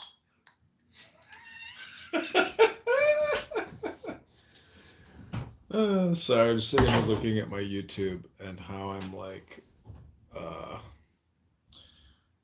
just basically projecting. But that was a good laugh. Tell us about why you were laughing. Because it's like a reality TV show on my YouTube channel at this point. I'm sure. Yeah, because I have, I ruined some good videos with copyright infringement because I was playing movie quotes from the movie Network. Did Did you know that Marsha Linehan went to Stony Brook University? Where is that? That's weird. In New York? Yeah, it's That's in Long Island. Yeah. That's crazy. Mhm. It's a weird ass building. The hospital looks so fucking weird.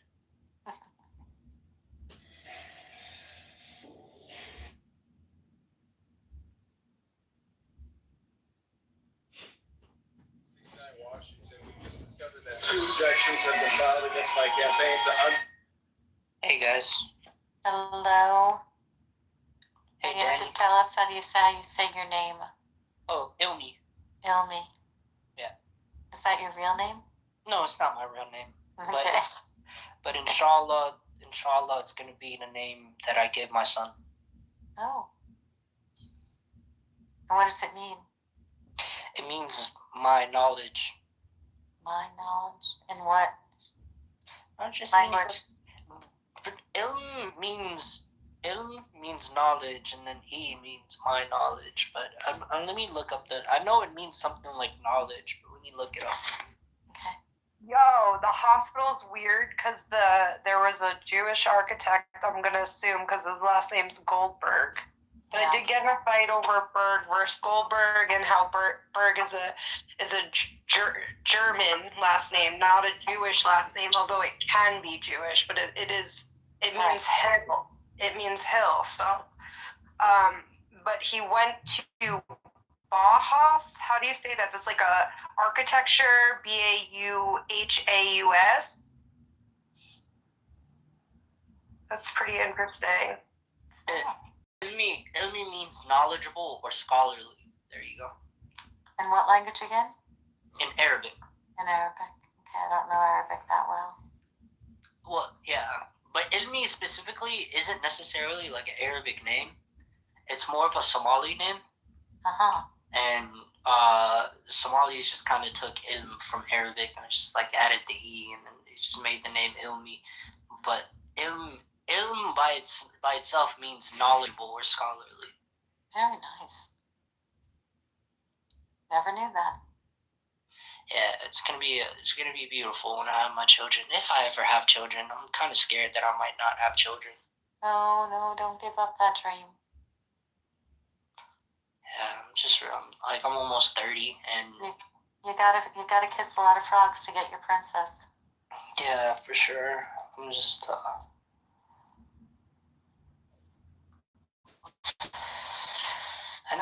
Don't get disillusioned. Do not get disillusioned on that front. Honestly, I need to get my life together too. And it's like as soon as you do that, the other pieces will fall in place. For sure. Appreciate it. Yeah. Just use your soul. You got one. Let it elevate who you are. Yeah, what thank if you. I have a soul? What, Danny? What did you just say? I knew you were gonna What if I don't have a soul? Then I think you should start searching for it. Do you know that song? I have an answer for you finally. You usually play Stump Grace, but this time you couldn't. What song? The one from Ally McBeal by I forget the person's name. What's the first verse? I've been down this road searching the dirt, or something like that, you know? I don't know it. That's so funny. I don't remember it. Really? Yeah. Ally McBeal. I loved Ally McBeal. And the dancing baby. It was like, I've been searching my soul tonight. I know there's so much more to life. I have such a bad voice, but it was something like that. No, you did good. You did good. It was like, I find my way back home or something were the words, but that's not the remember it. I don't remember that song. Wow. I like it. It's a cool song. It is a cool song. Wow. What's a nail buffer for? A nail buffer? Yeah. A nail buffer is to sometimes nails get very brittle, so it smooths out like sometimes there's bumps. I see. I know what you mean. Okay, that's what. And then you buff it, down. I'm a guy. I don't need to do it. Yes, you do. Sometimes your nails like get ridges. So Yeah, you don't wanna hurt nobody. yeah, no. Yeah, no, it's just the ridges in the nail. So that means that you don't have some kind of you have a little vitamin deficiency. So yeah, file it down a little, and then the nails, reproduces because the nail is always growing. Yeah. But it's a good thing to do. It's not the worst thing to do. People ask me that all the time. People ask me it all the time by any stretch of imagination. But I'm just saying, I remember when I asked others. Hi, this message is to. What did you say? What did you say? No, I'm emailing Airbnb. Sorry. Okay.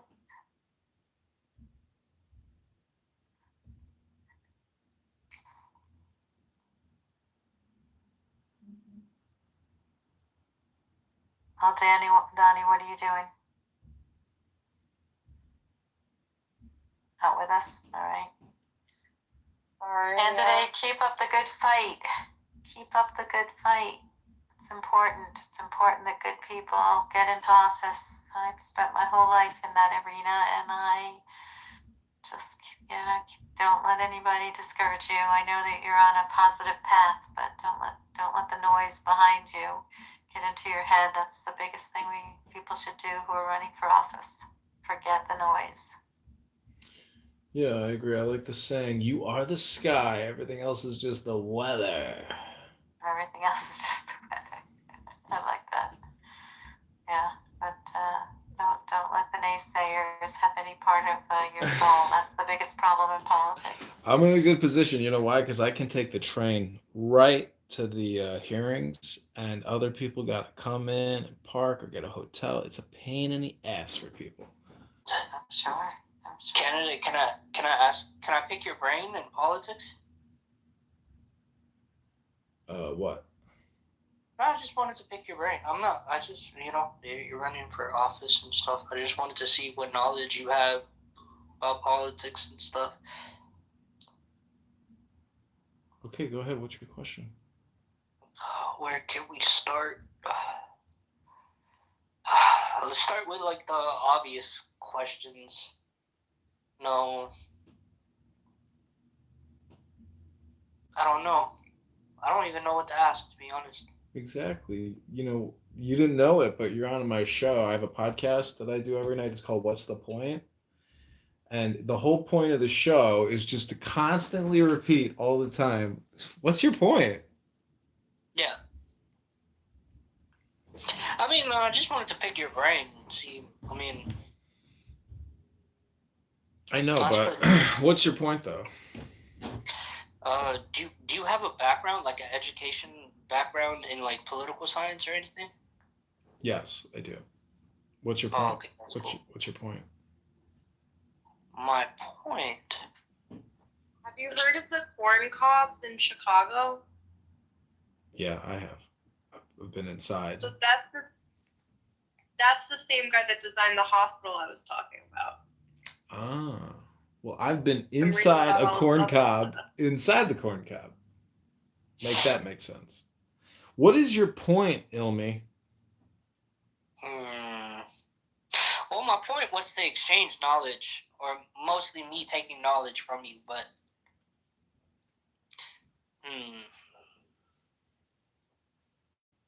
Okay, let's start with geopolitics, because I find geopolitics more interesting than what exactly is America's relationship with the Middle East?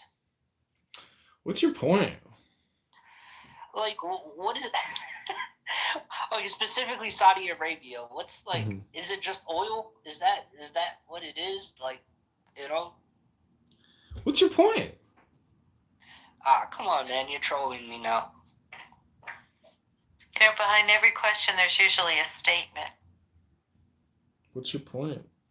You've bias in every question, but I mean, what's your point?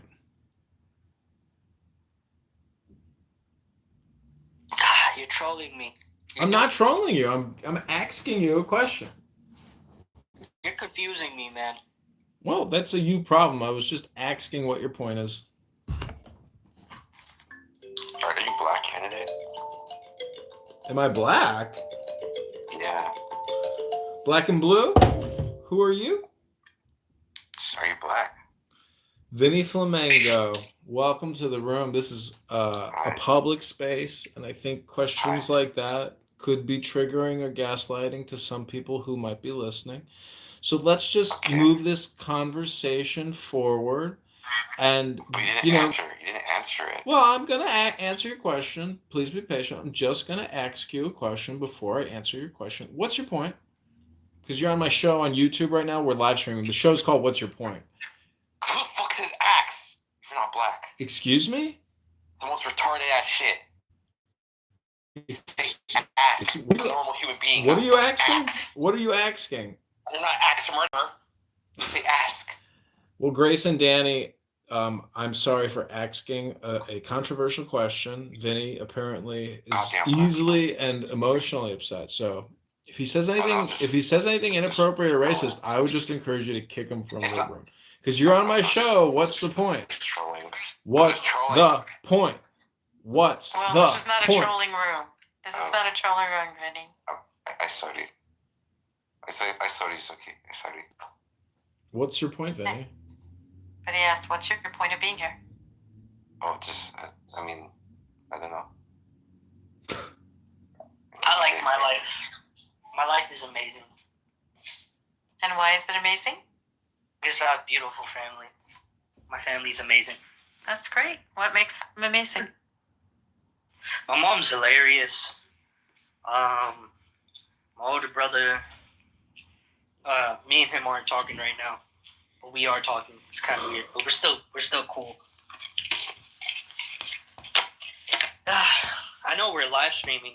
Candidate is live streaming, so he gets to hear all of this, and he doesn't know that I have an AI voice tracker, so I can find my own voice on the internet, and I can figure out his identity. I'm just joking. I'm not gonna do that. I don't think that. Dude, I'm public, man. Look at my profile. Oh, you're public. I haven't even looked at your profile. I'm running for Congress. Oh, you're John Kitover. You're the John for Congress and stuff. Oh, man. Are you on Twitch or Kick? Which one?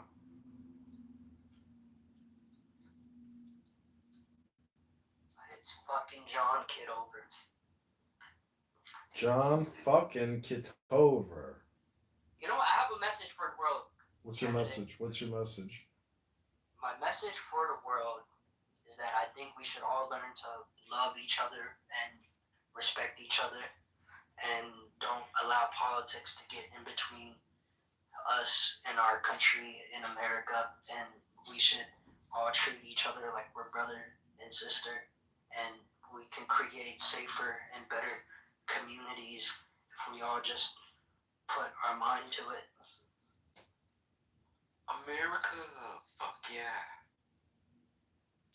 Well, you left something out in your little world message of peace. I mean, you didn't even say, honor thy mother and thy father. You just said, yeah, treat everybody like your brother and your sister. But what about your mom and your dad?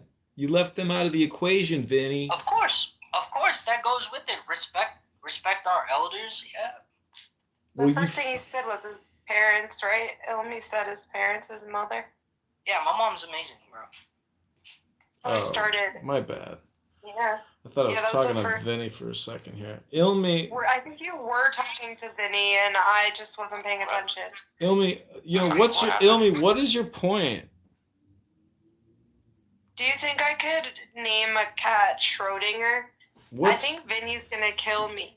Ilmi, what was your point about saying all that? Why Schrodinger? Vinny, before we move on to Danny's Schrodinger's cat, Ilmi, can you tell us what your point was? My point is that we're extremely divided, and we have been extremely divided for decades now politically, and it's just stupid, bro. And then all the racial tensions and just like stuff going on all over the world, and it's sad, bro. It's truly sad. Got it. So what was your point?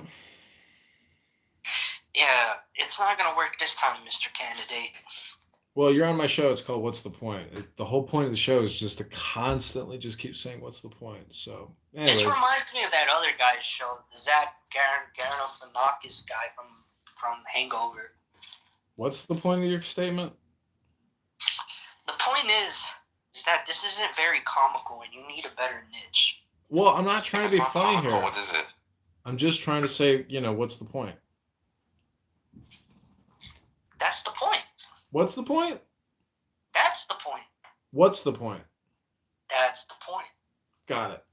Okay, moderators, I've done my work here. We've gotten nowhere. He has no point.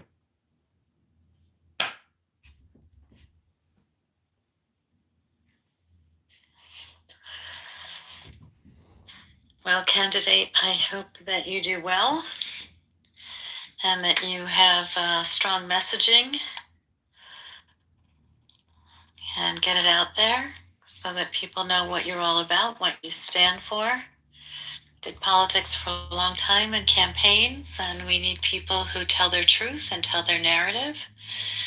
So I hope that you continue on your path and help the people and show them how what you're going to do next is going to be informative for them and show them the road to a better world and a better life and a better community that they live in, and not to stand idle. And it's not just getting to the voting booth and flipping a switch or making a press, but it's about ensuring that what this United States of America was cemented on is something that we should continue in inviting different voices and not letting people just sit back on their laurels and let other people make decisions for themselves, but to get out there. And I wish you an enormous luck and hope that the people who are listening understand the policies and things that you want to change, the things that you're committed to, and I wish you a lot of luck. Yeah, and try not to scapegoat anybody candidate. And I typically don't like politicians to begin with. I don't know. I feel like all politicians, they're kind of gangsters, just in suits for the most part. Candidate doesn't come off that way. Candidate's telling his line, his way, and I don't think he sounds like a politician. I think that he sounds like someone who is looking to represent others by listening to them and combining his wisdom with those of the people who are hopefully going to vote for him. I hope so. Because if they have shared values, that will be a winning team. It's time for the American people to also do their part in evaluating the people who are, and not just going into voting booths and putting switches on. Grace, I think a lot of the times though, most Americans only vote when it comes to they only know who to vote for when it comes to a president, but when it comes to local and who they're putting in for House of Representatives and Congress, or just governors or mayors or local constables, things of that nature, they have no clue what the hell they're doing. That's been in the past. Right now, people's pockets are being hit all over the United States, and they want to hear from people who are going to make that change. Otherwise, they're not going to vote. They need clear people with a clear mind talking to them about what they're going to do about the high rise of groceries, what they're going to do about mortgage rates. It's very specific right now.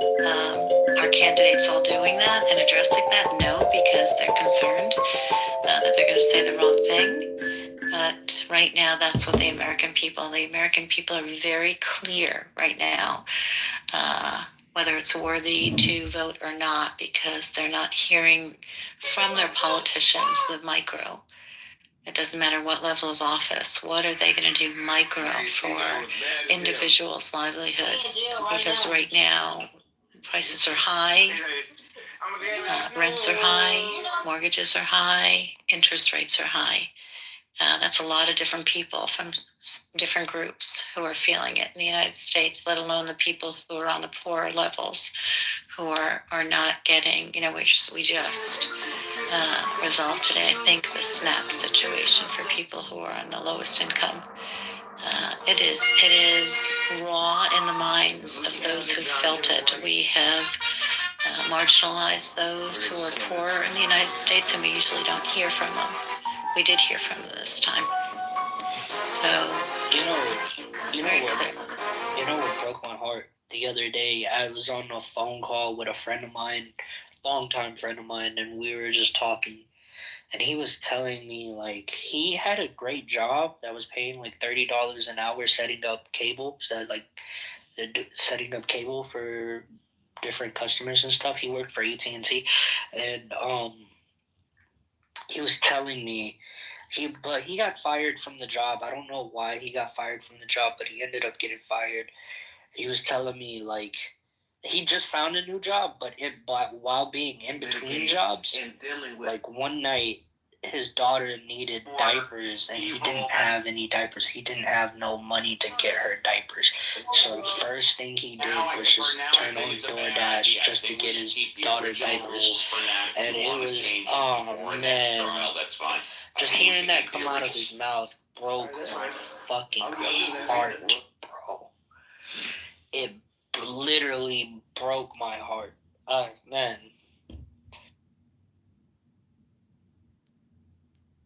Hello?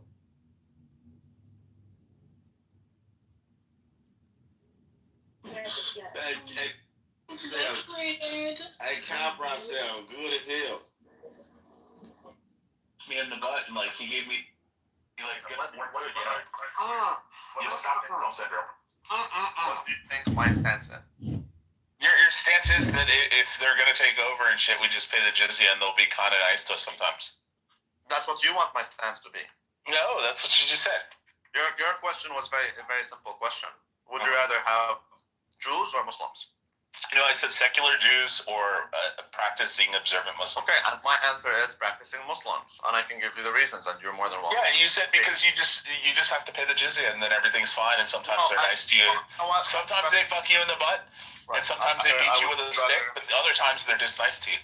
Sure, we can agree to disagree. I would rather you have Stockholm syndrome. I would rather pay jizya than have someone try to convert my kid into a faggot. So that's just my humble opinion. You can disagree. That's fine. Hey, moderator, rabbi. Abortion. He doesn't want trans. He doesn't want all that LGBTQ stuff. The Muslim isn't trying. Marxism. Wait, let's let the top Jew Messiah.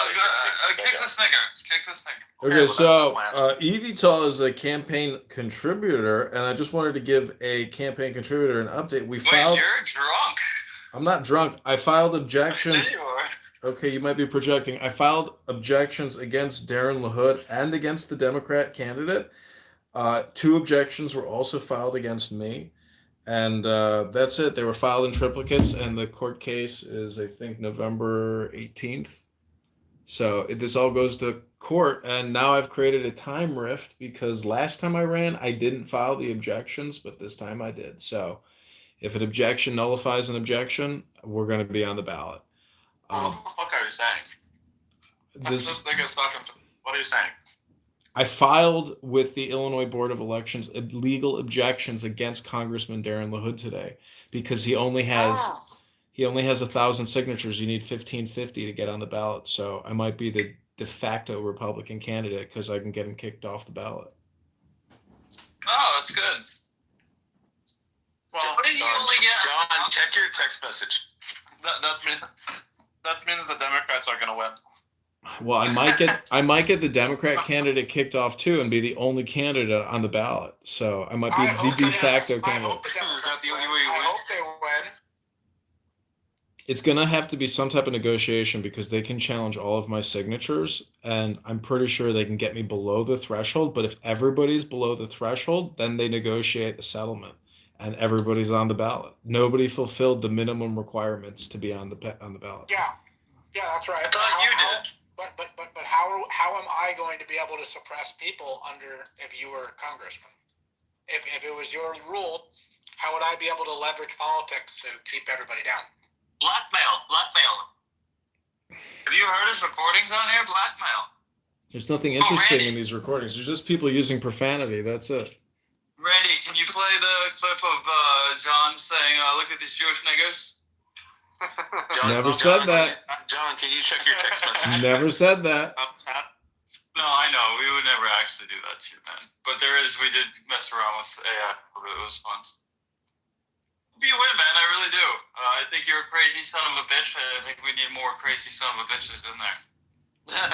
That's a guy who just. And all honesty, like, this guy is as weird as you are. Like, you're more transparent than anyone really, because everything you do is recorded. Yep. So it's like the highest level of transparency. It is. I would just hope that you would lean a little bit more communist. Well, I talked so Andrew Meyer is back on this app, and I asked him who are the communists, and he said, China, you fucking idiot. You are drunk, you son of a bitch. I'm not drunk, dude. I should tell you. Yes, you are. I can tell you're drunk. Who cares? What we got? I don't know if you think a half a beer is going to make me drunk. I'm actually tired. You're slurring a few of your words. I've never heard you slur your words before. I'm not drunk. I didn't have any hard liquor or anything, but I'm tired. It's been an exhausting. Well, go get some rest. It sounds like you had a good day, a big day. Well, I'm trying to draw Pepe into the barbecue roast. Can't get him to appear though. What's the barbecue roast? Like a Haitian thing? No, I was in Lou Fack's room yesterday, and I roasted the shit out of Pepe in front of like 500 people. It was amazing. Child. I kept calling him. What did you say? I kept calling him a low IQ monkey gnat, a boxer who has N-word Tourette syndrome, and Pfizer needs to come out with a biopharmaceutical pill that Pepe can take to help him get rid of his N-word Tourette syndrome. And Lou Fax is like, I like this motherfucker. I'm supporting candidate John. That's right. But I also roasted the COVID-19 vaccines, and there were other people on there that also roasted the COVID-19 vaccines. So you're climbing political power this way.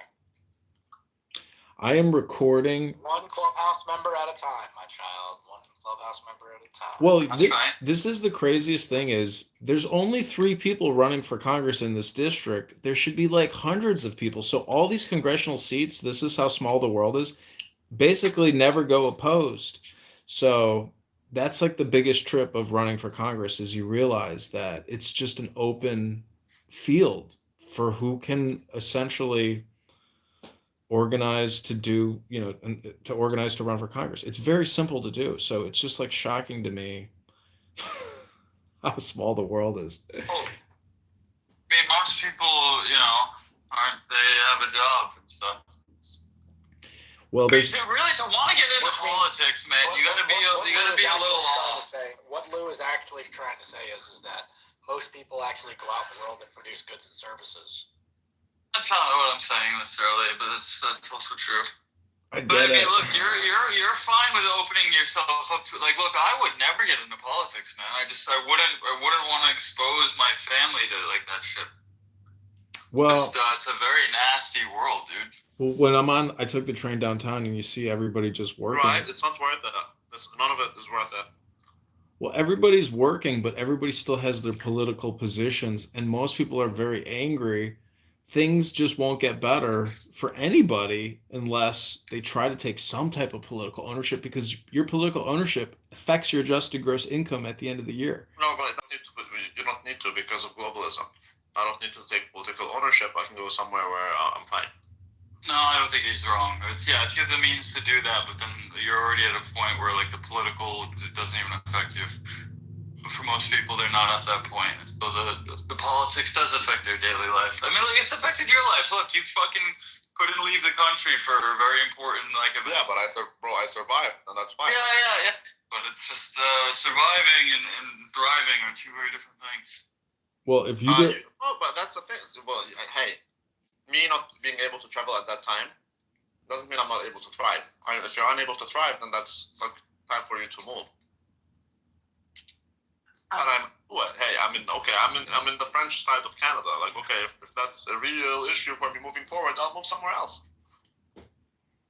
Okay, so zoom out. If Canada itself is an issue, I'll move to the US. If US is the issue, I'll go to Europe. It doesn't matter. My point is, you don't have to get political power and fight for and focus on politics is for poor people. And you don't have to focus on it because you can move somewhere else thanks to globalism. No, but isn't that fucking? Huh? I mean, I feel like we do have to focus on it. Hi. Child. Yes, hello. Hi, I'm sorry. I was just popping in because I'm currently studying this, and it's nice to hear people actually talking about it who don't seem crazy. Oh boy. Oh, yeah, you got the wrong room, Lily. What are you studying? Better start running. Kick this kid out of the room. Kick this kid out of the room. Don't let her see the truth. Kick her. You have no clue. Hey! You have no clue. Hey, yo, Kick this kid quick. Don't let her know nothing. 18 or older. Saying y'all is offensive. Spare this little one, Rabbi. Spare the children. Think of the children. Spare this child. Kick her. Where are you from if saying y'all is offensive? I'm from Arizona, and I am offended by y'all. He's offended. He's offended. Hey, Lily, do you have your parents' permission to be on? Yes. I'm from California. Oh, that's good to know. How old are you? I'm 17. How? What? Oh shit, dude. Kicker. Red flag. Kick Okay, bye. immediately. Yeah, we all love Epstein, but bro, we don't have to, Yeah, this is for the campaign. I do not love. For the record, I do not love Epstein. Well, that's anti-Semitic. Why don't you love Epstein? With all due respect, kick I him. don't know the answer to that question, Rabbi. It's true. You don't have to. Oh, you should. I mean, you should love everybody. You should. Yeah, exactly. You should. Well, if you I love love Epstein.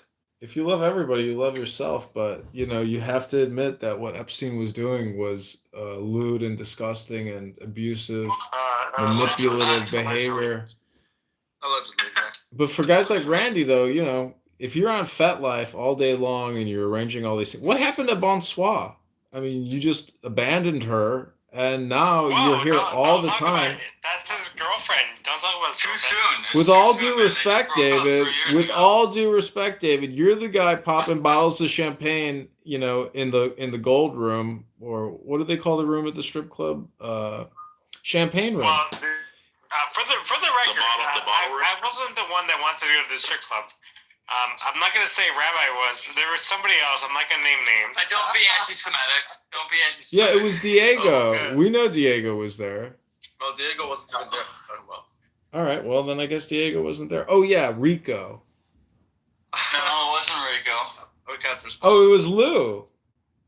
No, I'm not a strip club guy. Who was it? No, Who it was was the other Ewan. guy? Oh, Ewan. Well, I was talking about Montreal. I don't know what you guys. No, I don't know. That's Toronto, not Montreal. Okay, so Evital, if you go to my Instagram, John Kitover, you can see an attorney who Which can one? represent the campaign, and he's on X. His name is Pericles the Great. He's got 250,000 followers, and Elon Musk retweets him. I got a selfie with him. We hugged. He said he would represent the campaign and cut me a deal. Nice. It goes to election court, and it's just 20 attorneys fighting in a court, on behalf of the candidates. It's crazy. A lot of money gets spent here. Hundreds of thousands of dollars get spent trying to challenge petitions and kick you off the ballot. Little tiny courts. But so John, with all due respect. With all due respect, what's your point? You lost. We haven't lost anything yet. We have filed 2 objections, and 2 objections have been filed against us. That's what's happening. Who's saying 100% over there? David! There's still a chance. Listen, David, Mr. Toyman, these import duty taxes have caused chaos in your Chinese manufacturing business. And, I'm talking to Andrew Meyer. He's calling your manufacturers communists. I'm just wondering, do we need to put an extra 20% tax on the toy industry? With all due respect, David, put a little respect on this name. This is candidate John speaking here. I mean, you already have like 120% tariff. It's no bueno. That has been suspended for 1 year. I will send a message to Trump if I get into Congress and say, only tax the toy industry and make sure the Bobadillas, they don't eat for a couple of years, David. Put some respect on candidate John's name. Come on, David. We need your support in the campaign. Lou is an AI strategist. Evital's a donor. Rabbi's a consultant. CM is a schmuck. And Rich here, he's also a consultant. CM calls himself a mathematician. I asked him, what's 300 times 1,000? He couldn't even tell me off the top of his head. He's got his fucking man bun. He's sitting there DJing at some Colombian parties with some... He doesn't want to tell you. It's not in your... He chooses not to tell you. How about that? You know that this nigga is on weed, right? With all due respect, David, you haven't said anything intelligent in 5 years of listening to you. And, I'm just saying, with all due respect, that I've never heard you say anything really intelligent. I don't know if that's because you've never read a book in, 3 years or 5 years, but with all due respect, David. Every single day. You can't make fun of the people who are... You can't make fun of people who are retarded, man, especially if you're running, John. You gotta leave I love Mamdani. Say hello to Mamdani. I agree with you, John. I haven't heard anything Dave say. Thank you. For 5 years. Listen, I do agree. Don't say anything. That's your personal preference. If you have nothing nice to say, don't say it. Walgreens' position is down 85%. With all due respect. Yeah, but the peanuts are 85% off. Right now, and you just roasted every single person in this room, and I'm voting for you. I'm in. Thank you. I'm in, John. You turned me over. Okay. Thank you. Buy some Walgreens stock. I buy all my peanuts there. Great deals on the peanuts. Cashews, almonds, pistachios. With all due respect. With all due respect, David. David, your toy business is finished if I get into Congress. I'm jacking those Chinese tariffs up 100%, particularly on the Bobadilla franchises. It's taking me higher than it is now. Yeah. Is that a real photo of Mamdani? Is that real? Yeah, that's Mamdani with a keep on. He's Jewish now. And I'm the real Mamdani. No, when was that taken? It's like a week ago or something. Oh, child. I'm really surprised you really didn't say you Chinese nigger. Whoa. Don't say the N-word. Okay, is it... I mean... I boomed the room. Who boomed the room? John Cena's next been in a kind of check it either. Okay, who boomed the room? Who boomed the room? It was me. You have to come back to the replay to find out who it was. It was me. Who boomed the room? It was me. Who boomed the room? It was me. Just trying to get ahead of the curve here. Who boomed that room? Who boomed the room? It was me. Okay, welcome to Who Boomed the Room. This has also been Pepe the Barbecue Roast, John Kitover candidate. Devata inside, no? Why are you wanting to vote the Rakshas and get stuck with their adharmas? एक देवता को लेके आओ. No.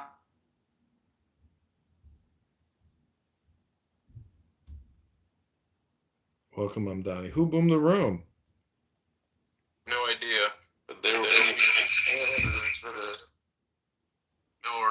entering for this. Good. People must be held accountable. Rabbi just opened the room. Oh, great. He'll be held accountable. But who boomed the room?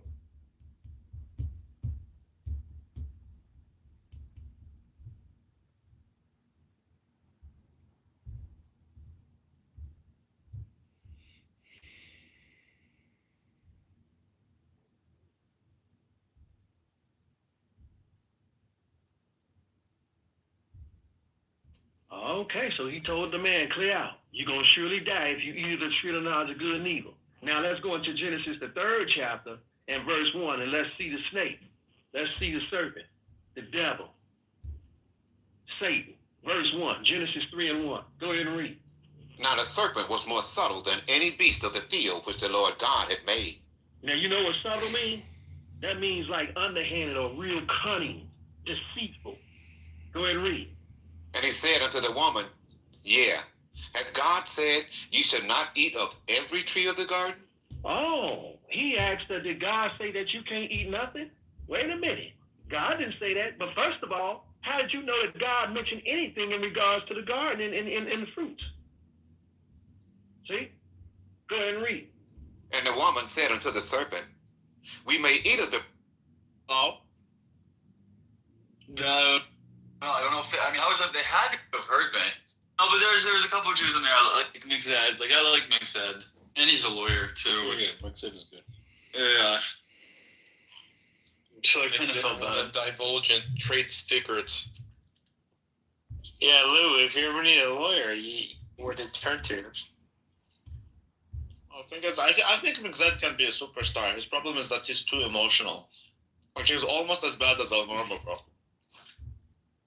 I love him. Yeah, at least he's honest. At least he's honest and direct. So I like that. Honest? Well, I haven't seen that from him. Shit. What are you talking about? Like, he will present his view directly and forcefully, right? Yeah, no, I've never seen him not be that way. I mean, I wouldn't say I've never seen him not be that way. He's mostly that way, though. In fact, he was one of the only ones that I like jokingly said it in a very Jewish room. Although it's like a Bima, hi Bima. Conflict like that, but I was like, Bima, was I so mean to you? I wasn't mean to you, Bima. Sorry, Bima, I wasn't mean to you. I was trying to help you. Maybe I was being mean to try to like wake you up or something, but I wasn't like being mean. Maybe I could. You were mean to me. Well, you know, this is the thing. It's like all I can say is I'm sorry. Will you forgive me? Was it that bad? No, I mean, I had to lean into it, and like I said to myself, why should I care? You know, like all that type of stuff.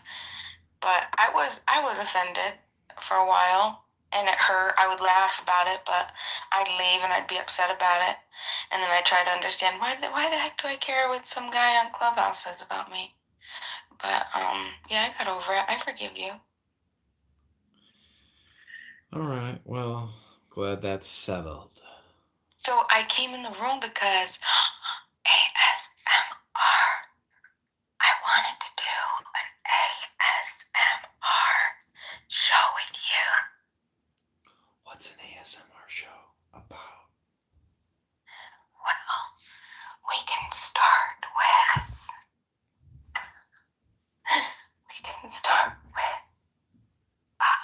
talking a little bit like this. Is this an ASMR show now? We can say, hey, come closer. Closer than that. I want you to hear every sound and every breath like I'm right next to you.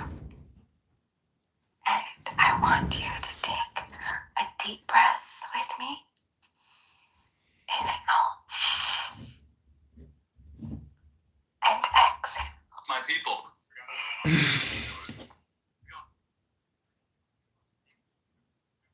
made it through the day today.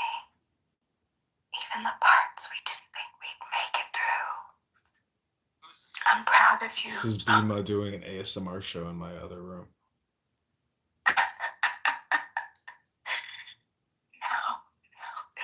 Now I want you to just let yourself melt a little bit. Just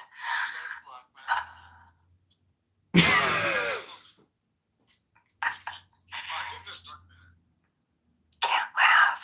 Have to relax. I want you to close your eyes. Everything can wait. Everything can wait. The world can wait. The world can wait. And right now, it's just you and my voice running for Congress. And you're safe here. You're safe here with us. Stay with us just a little longer. It's probably the most effective video I'll shoot today. You can follow John's ASMR hypnosis relaxation sounds room. Join and follow him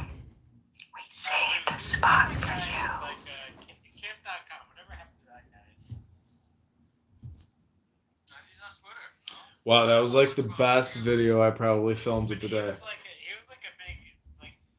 I'm gonna mute them. Now I'm gonna play for you the kalimba.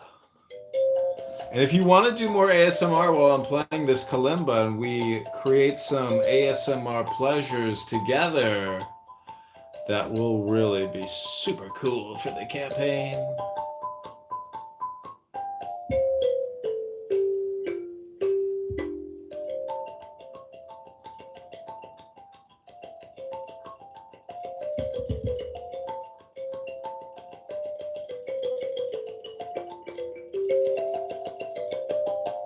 As I was filing the objections today, there was this older gentleman there who took about 17 minutes to fill out some paperwork in front of me. Like, he could have stepped to the side. But anyways, I filmed the whole thing, so, you know, killed two birds with one stone. But as I was sitting there waiting, guess what I was doing? I was breathing.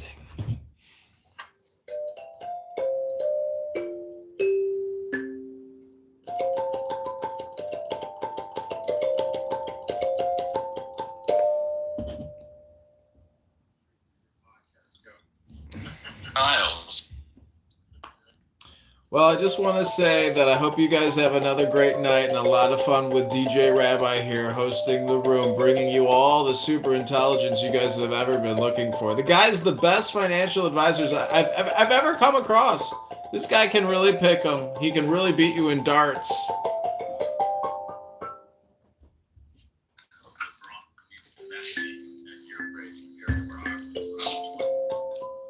Oh, that's right.